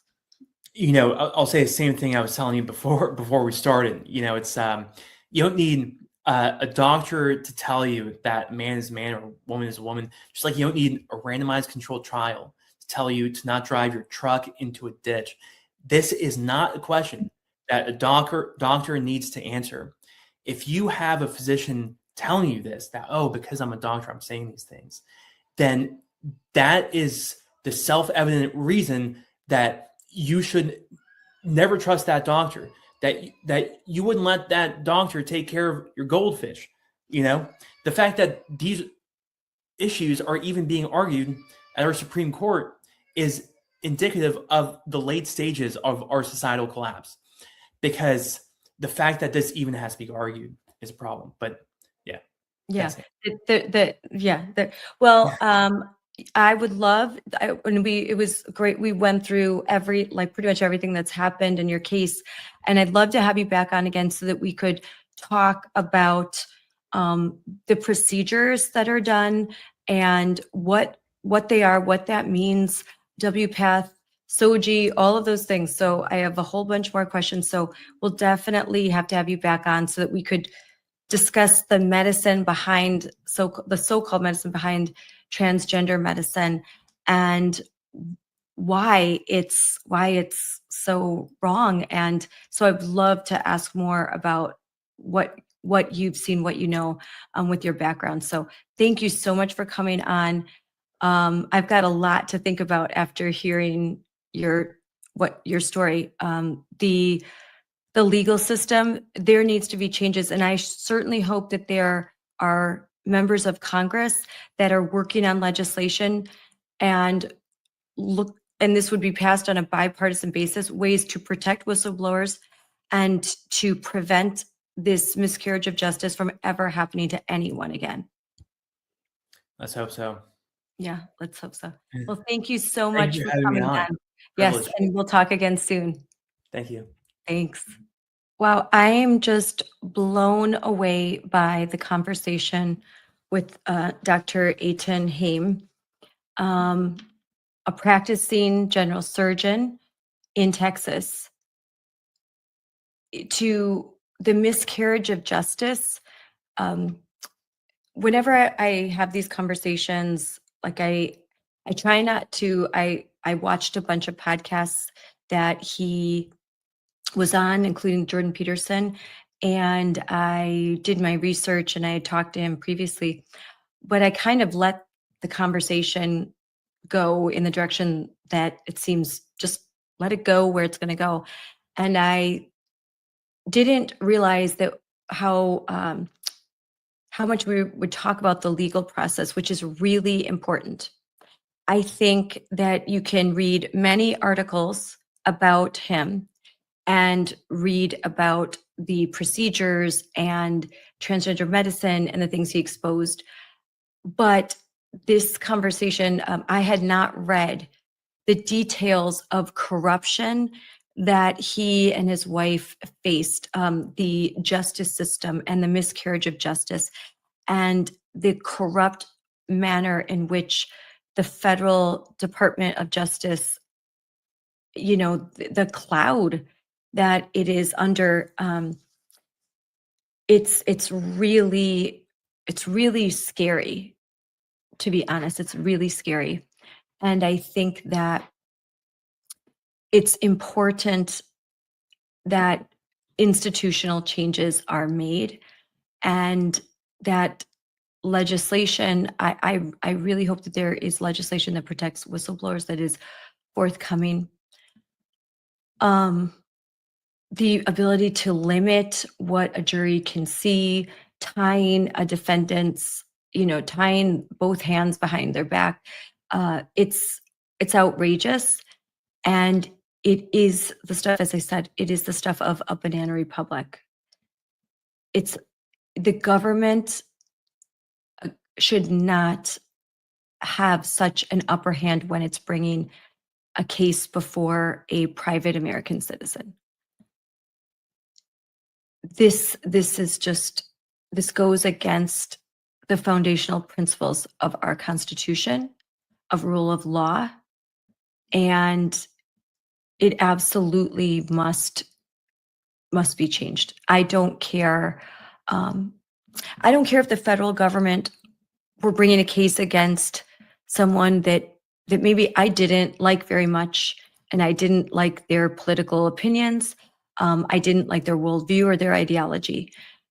I don't want a federal government strong enough to tip the scales to blindfold Lady Liberty. I mean, not to basically, I shouldn't say that, to unblindfold Lady Liberty. To the scales of justice should be blind, but that justice and liberty now is heavily weighted towards the government, and that they can do things that just that just are immoral and wrong and illegal and violate our previously upheld rule of law, constitutional principles, all of that. So I think it's very, I think that Dr. Haim is extraordinarily brave, just very brave.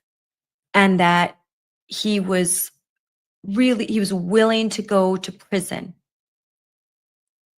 for what he truly believed was right. And he would not bend the knee. He would not call something that was a lie true. He would not sign a plea deal that would allow Texas Children's Hospital and the federal government and the DOJ in Texas to get away with this just absolute miscarriage of justice, for the hospital to continue to perform these kinds of surgeries and provide this kind of medical care without without being exposed. And it shows it takes just one or two people to change the world, to change a community, to change the state of Texas. You heard what he said. After the article with Chris Rufo came out, the next day, Texas passed legislation on a bipartisan basis that banned hospitals from transgender medicine. So one person really can make a huge difference.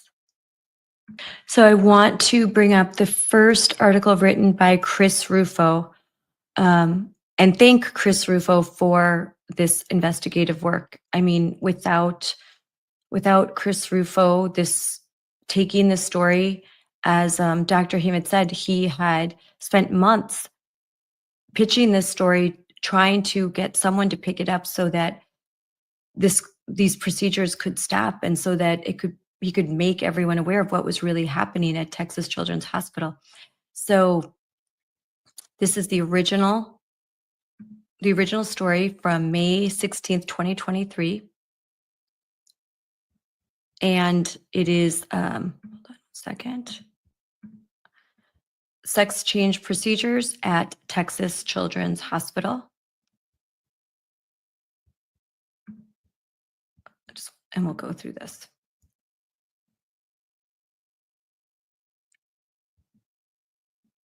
So it starts like last spring, that they announced that they would cease performing the transgender medical procedures on children, just as Dr. Haim had said, citing potential legal and criminal liability here. And you can see here from the post, although we don't want to. So, the hospital's chief pediatrician, Catherine Gordon, an advocate for gender-affirming therapy, abruptly resigned. So this transgender care expert quit as Texas Children's Hospital chief pediatrician once this was announced. But there are whistleblower documents, and the first we know that Dr. Haim was trying to remain anonymous, that show that the largest children's hospital in the United States secretly continued to perform these transgender medical interventions, including implantable puberty blockers on minor children. Like Dr. Haim said, the day after Children's Texas Hospital announced that they were no longer going to provide gender-affirming care to minors, the day after, they implanted puberty blockers in an 11-year-old girl. An 11-year-old girl that had a file indicating that there was family abuse,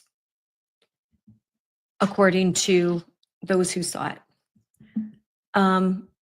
TCH, Texas Children's Hospital, openly promoted gender-affirming care to physicians, and they, even despite this announcement, they had a presentation titled, and here we have it here. I'm going to share this tab instead. Medical and Psychological Care of Gender Diverse Youth. And you can see Baylor College of Medicine, Texas Children's Hospital. The speakers are Dr. Catherine Gallagher from the Psychology Division and Dr. Richard Ogden from Endocrinology. And then here's the whole presentation right here. And just like I said, grand rounds, 113-2023. 23. So then the article continues to talk about this Richard Roberts, a University of Virginia trained endocrinologist and assistant professor at Baylor College of Medicine, who co-presented Grand Rounds, is listed in medical records as performing transgender medical procedures on minors at Texas Children's Hospital. According to these records, share this again.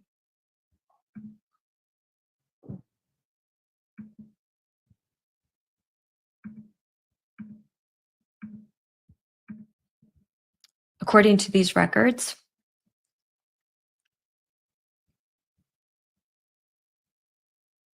Roberts has managed patients ranging in age from 12 to 17 years old for gender identity, gender dysphoria, with indications for medication, testosterone levels, medicine refill, and specialty services. Despite a statement that they had ceased these practices, Roberts had continued to manage a heavy caseload for gender-affirming care, including multiple patient visits in a single day for gender dysphoria and gender identity and hormone replacement therapy. And you can continue to go on all of the different drugs. And basically, the executives at this Texas Children's were playing a duplicitous game. They made an announcement, but they continued to perform these procedures. And it says that state legislators at the time were considering a bill to ban such procedures. They had not yet at that time, but as we know, they would. They would as soon as Dr. Haim and came forward and these articles were published in the City Journal. And we listened to the high price paid by Dr. Haim for his courage. Their courage is contagious, though. As Dr. Haim told us, there was a second whistleblower that confirmed everything that he said, a nurse who worked in that gender clinic and who revealed just how horrific these procedures were, and the patient population receiving this treatment. These are kids with a lot of comorbidities and a lot of issues that were not being treated. Instead, they became, I think, pawns in an ideological system, but also one that benefits financially from harming kids. In a podcast with Dr. Jordan Peterson, Dr. Haim says that he thinks what the gender affirming care and these medical procedures, and you know what, I forgot, sex rejecting medical care. We're going to use the right terminology. Sex rejecting medical care is not medical care at all. And as stated in the HHS December, which we streamed live with Chloe Cole and the secretary, Robert Kennedy Jr., they used the right terminology, sex rejecting care. And HHS is now saying that there is no medical basis for hospitals, physicians, healthcare providers for providing this sex rejecting care. It is harmful. The benefits, there aren't benefits. All of these studies of so-called benefits are corrupt, they're inconclusive, and therefore they advised pulling funding for any hospital that engages in these procedures, and I'm 100% behind them for that. I want to point out this, hold on, I'm going to share screen again.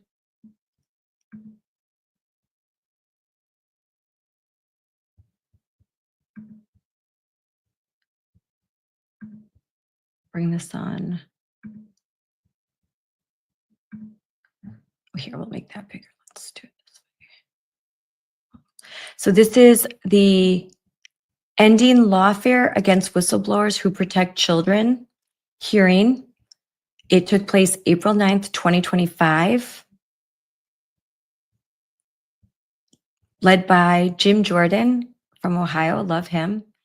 And so when I was asking what's being done, we could see Dr. Haim spoke as a whistleblower, and as did Vanessa, I'm not going to say the name right, Vanessa Cividaj, a former nurse who is also a whistleblower.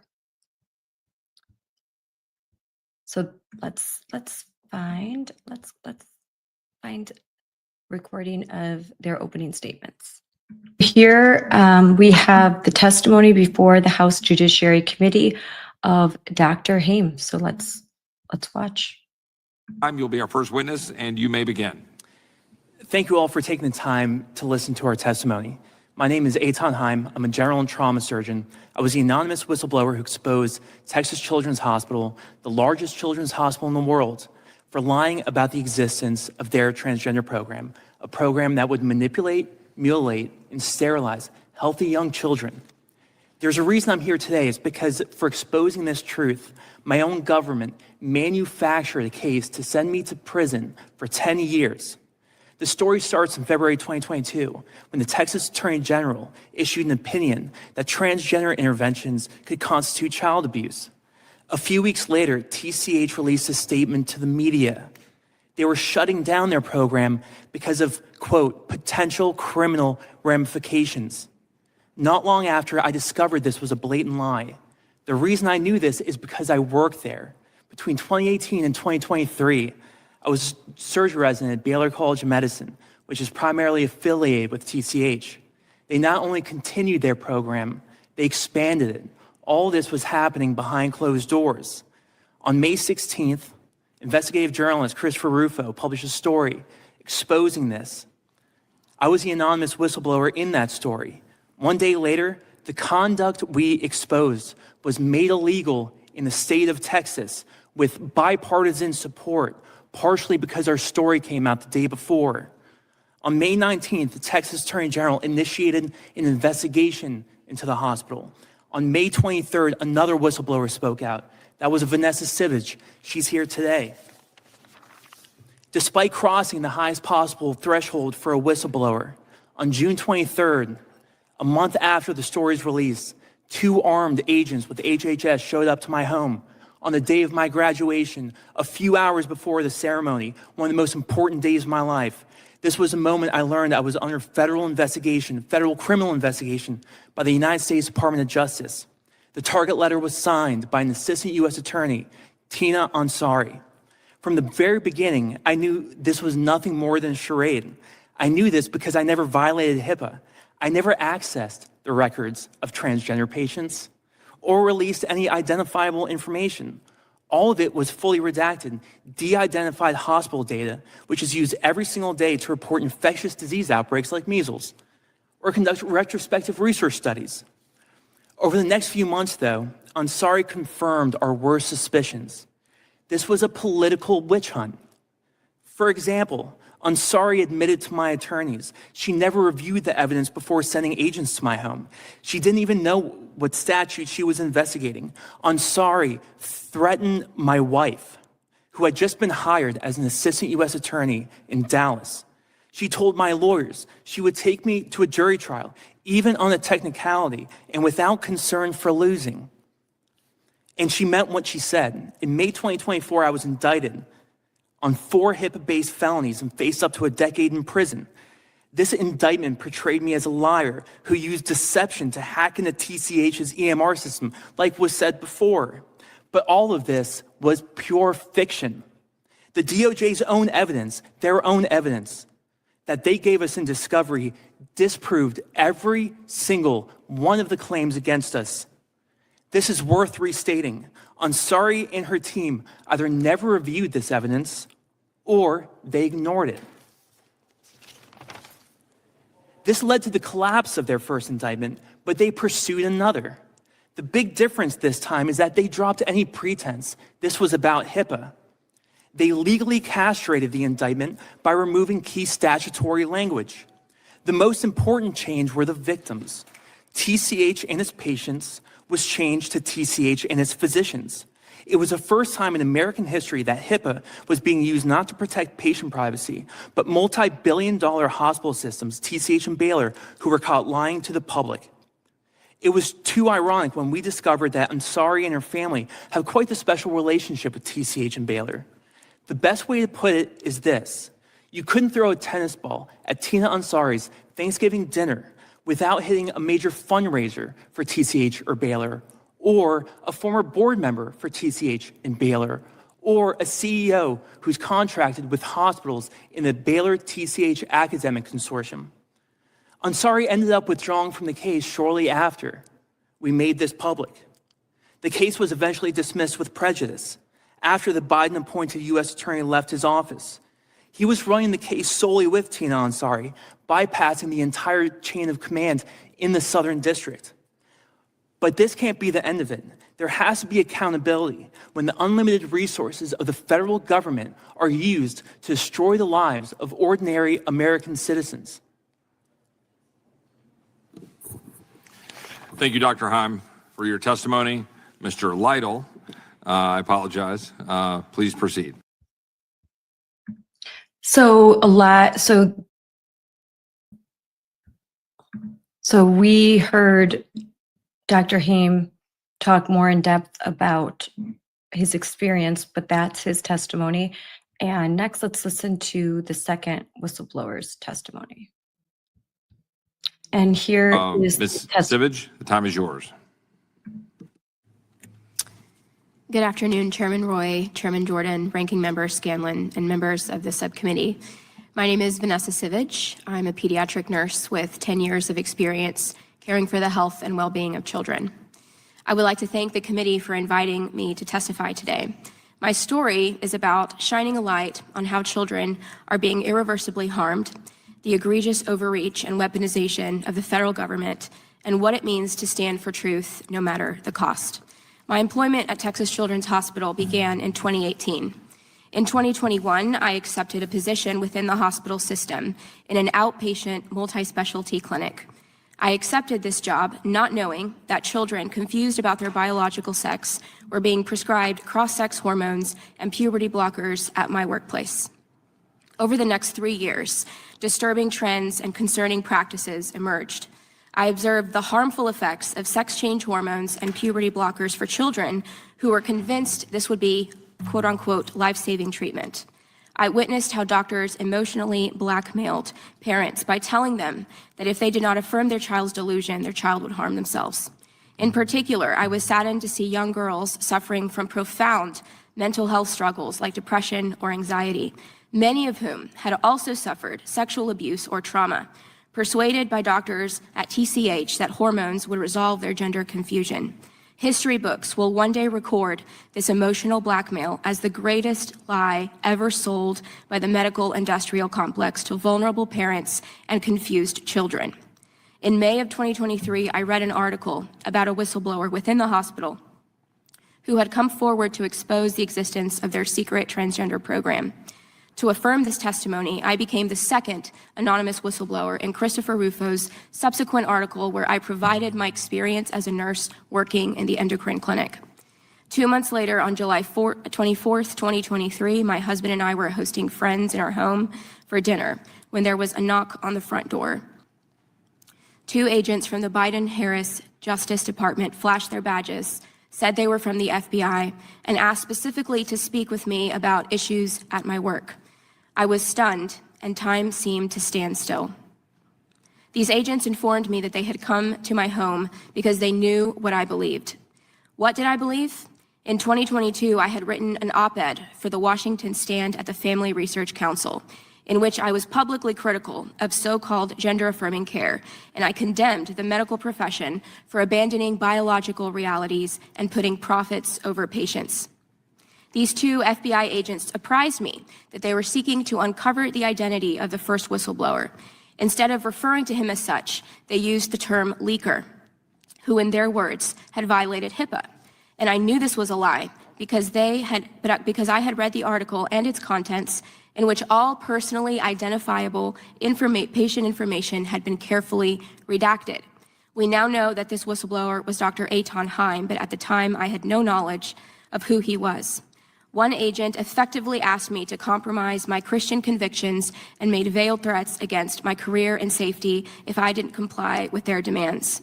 He said that someone at my work had given him my name and they could make life difficult for me if I did not collaborate with their efforts. Their visit was designed to intimidate me into believing that I had no other choice but to cooperate with their witch hunt. Our doorbell camera captured part of this exchange, now viewed over 6 million times, in which the overreach of the government was on full display. I was disgusted how the FBI was mobilized against me because I had a politically incorrect belief. My faith in Jesus Christ informs my belief that men and women are made in the image of God and therefore unique in their biology, anatomy, and function. These distinct identities and roles cannot ever be socially redefined or medically reassigned. In the months that followed, I noticed discrepancies in the paperwork. My job consisted of refilling medications and obtaining insurance approval for those medications. I discovered how Medicaid was being billed for transgender interventions in direct violation of Texas law.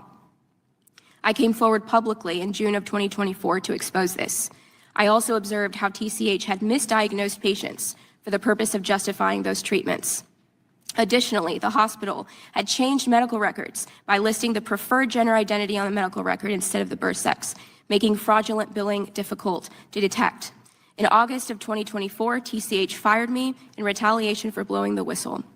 I am testifying today because I firmly believe that the weaponization of the government to silence political enemies must end. Whistleblowers display courage in a culture of cowardice when speaking the truth, safeguarding the well-being of children. Wow, that testimony was so compelling. I fast forward a little farther. Let's hear some more. This is just really, really shocking. And this is 2024. Oh, sorry, 2025. So the agents came, this was a few hours before I was graduating from surgical residency. The ceremony was later that evening. I was meeting with my parents, my sister, I was going with my wife. And so when the agents came, I refused to speak with them. My wife had advised me to, not speak with them without an attorney present. But, we knew that it was so corrupt what they were doing that there was a certain sense of defiance. So, we kind of celebrated this new part of our life. It was kind of a hard thing to describe, but something kind of came over us. First two sentences, this office is involved in investigations dealing with federal law violations. You are a potential target in this criminal investigation. So you didn't want to talk to these guys. You listened to your wife, which was good counsel and good advice, and good that you did that. But you did go get an attorney, and you got the guy sitting beside you. Is that right? Yes, sir. And Mr. Lytle, when you understood what was going on here, you contacted, just like you would as an attorney, you contacted the Southern District of Texas. You contacted the lady who signed this, the Assistant U.S. Attorney. Is that right? Yes, I did. Tell me about that conversation.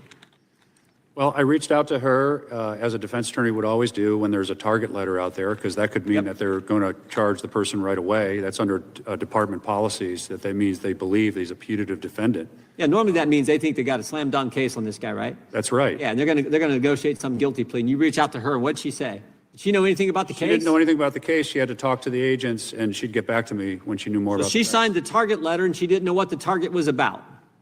That's my understanding. Well, that was great. So then you had subsequent conversations, and I understand in one of these conversations that happened after you learned she didn't know what the heck was going on, even though she signed the letter that ruined his day, the day he's graduating from medical school. You have subsequent conversations, and she says, well, maybe he isn't a target. Maybe if he'd come apologize and say, pretty please, we'd downgrade it to a misdemeanor. Is that right? That's true. She sort of was a wink and a nod, like maybe we can pretend he's not a target. And I said that train's kind of left the station, and there's been emails with her calling him a target to me. And I said, I just can't do that. But why can't we talk about the case? And she still didn't know the facts of the case. She wanted to dead set to be interviewing Dr. Haim, which I didn't want to do that as a lawyer because I didn't want to reveal. I didn't know what she was getting at. And so they wind up charging him with the maximum, like 10 years, I think you said, the maximum they could charge. And they were so determined to get Dr. Haim, she was so determined to get Dr. Haim, even though he didn't violate HIPAA, didn't do anything wrong, that she not only threatened him, come talk to me, apologize, say pretty please, we'll make it a misdemeanor. She also went after your wife. She also went after Dr. Haim's wife. Is that right, Mr. Lytle? That's right. She alluded that she would not make any comments, or her agents make any comments about the background investigators for Dr. Haim's wife, as she's a new AUSA being hired, unless she became difficult. And I didn't really know what that meant, but I took it to being a retaliatory phrase that if she's going to be involved in this, then there's going to be something that's going to come for her too. Well, what's she supposed to do? She's a lawyer. She's married to married to Dr. Haim. She's not supposed to give him advice or counsel or talk to him? And this whole thing, you know, any kind of HIPAA as a criminal case is so rare in this country. It's rarely ever prosecuted. But then in this context of this political debate going on, to come forward and charge Dr. Haim, it seemed just really out of control. It really was surprising to me to see this kind of a charge. We I think begs the question, why did they do it? Why did they do it? I mean, this seems so ridiculous. Why this behavior? Why do you think they did it, Dr. Lytle, or maybe Dr. Haim, or maybe even Ms. Sivage? I can say that we found a lot of bias, a lot of conflicts of interest, a lot of connections to the hospital, and a closeness to these families. But at the end of the day, if there was any kind of issue, it shouldn't be handled in the criminal courts. It should be handled in the public arena, in the public debate. Yeah. Doctor? You know, I think that they went after me so hard in order to send a message to everyone else. Of course they did. Because I saw it in my residency, right? You know, the other people who thought this was awful, we actually had to meet in dark corners. We knew that we couldn't say anything publicly. And that's the point. It's to chill anyone else from stepping forward. It's why they went and raid Mark Houck's house with all these agents. Why they'd send multiple agents to the ATF goes into Brian Malinowski's house and he ends up getting shot. They thought he had like 6 gun violations. It's why they do it. It's to chill anyone else from coming forward. We will make life miserable for you, miserable for Ms. Sivage. We will do that because we don't want anyone else threatening the left's position. And that is the frightening thing. And I'll say one more. And I'll just say this and I'll let you finish. God bless you for doing it. God bless you for doing it. And Mr. Lytle for defending you. Thanks for stepping forward, having the courage to do so. And I'll say one more thing, right? They came after me in order to make my life miserable, in order to send a message. But they came after me, right, to make my life miserable. We're going to make their life miserable. All right, that's what we're going to do. I thank the gentleman for his questions. I'll now recognize the gentlelady from Washington, Ms. Jayapal. Nothing could be more untrue, right? You have people who are undergoing the mental anguish of believing that they've been born in the wrong body. What these people need are not the most powerful chemicals humans have ever discovered. What they do not need, the most radical surgeries ever invented by humans. They need people to listen to them. Point of order. What these doctors are doing are harming these people. Submit an answer. For 5 minutes. Thank you. Mr. Leslie, what is the success rate of sex change procedures for children? If you look at the testimony from medical societies, they indicate It's 0. You can't change your sex. So it's 0. So I want the record to be clear that the Biden administration targeted and prosecuted Dr. Haim and Ms. Sivage for exposing medical procedure, surgery, and pharmaceutical intervention that has a 100% failure rate. Am I correct, Dr. Haim? That is exactly correct. Dr. Haim, you have exposed the fact that medical providers were providing dangerous and illegal treatments to minors. And both the Biden White House and the activists who are actually running the show behind the scenes didn't like what you were exposing. Isn't that also correct? That's correct. And do you think that their subsequent federal pressure was brought to bear on you was that merely a coincidence, or was it to try to stop you from exposing what they were doing? It was in order to prevent me from exposing what they were doing and to silence other whistleblowers. Okay. Ms. Sivage, what is gender dysphoria? And I ask that question because I'm a pretty well-educated person and pretty well-read person. This is something that we didn't even really know about or talk about 3 or 4 years ago. What is this? Gender dysphoria is when a child is confused about their birth identity. And that the key there is the confusion, because the problem is not in the physical body of the child. The problem is in their mind. And so why are we pushing as a society a solution that will irreversibly harm and sterilize children's bodies when truly the problem is that they're confused about their birth identity in their mind? And so part of what I've done here and part of why we're here today is to affirm and to celebrate ultimately God's design for our gender and sexuality, and that is something that should be defended. Well, are there industries that stand to benefit financially from these procedures, these industries? I refer to them as the unholy trinity, which is the healthcare insurance companies, the pharmaceutical industry, and the hospital system. And all three of these institutions have much to gain because this is a highly lucrative industry that exploits the vulnerabilities of children. Why don't you explain that a little bit further? Well, in my case, I came forward to expose Medicaid fraud, and I saw firsthand how Texas Children's Hospital was illegally utilizing Texas Medicaid to fund quote-unquote gender-affirming care, which is really gender-denying care. And the taxpayers were billed for this, and that is illegal in the state of Texas. And so this benefited the pharmaceutical industry because the child is put down a path of medicalization, making them a medical patient for life. So the pharmaceutical industry has a vested interest in making sure that a child is initiated down this irreversible path. Dr. Haim, sex change hormones and puberty blockers are presented to patients and their parents as life-saving treatment. What is the reality and effects these treatments actually have on children? The reality is that what they're telling them is the opposite of the truth. These hormones, the blockers, the surgeries will put them down a path that they can never come back from. You know, they always say that it's reversible. But once you start changing your physiology from the inside out, right, because that's what these hormones do, they change the cellular architecture of every single cell in your body in a way that you can't take back. And, you know, it takes a while for the physical changes to develop. But once they happen, there's no going back. Okay, and so again, you've got lifelong patients as a result of these interventions. Yeah, and you know, they were saying that, you know, suicide rates have gone up. You know, is it any wonder that the suicide rates have gone up, but also the society, you know, convincing people that they're born in the wrong body, that, you know, the way they were created was a mistake, that the name their parents gave them is their dead name? Of course the suicide rates are going up, and it's exactly because of what these people call quote-unquote gender-affirming care. But what it really is the destruction of the self. It's a pretty cruel industry as far as I can tell. I have a lot more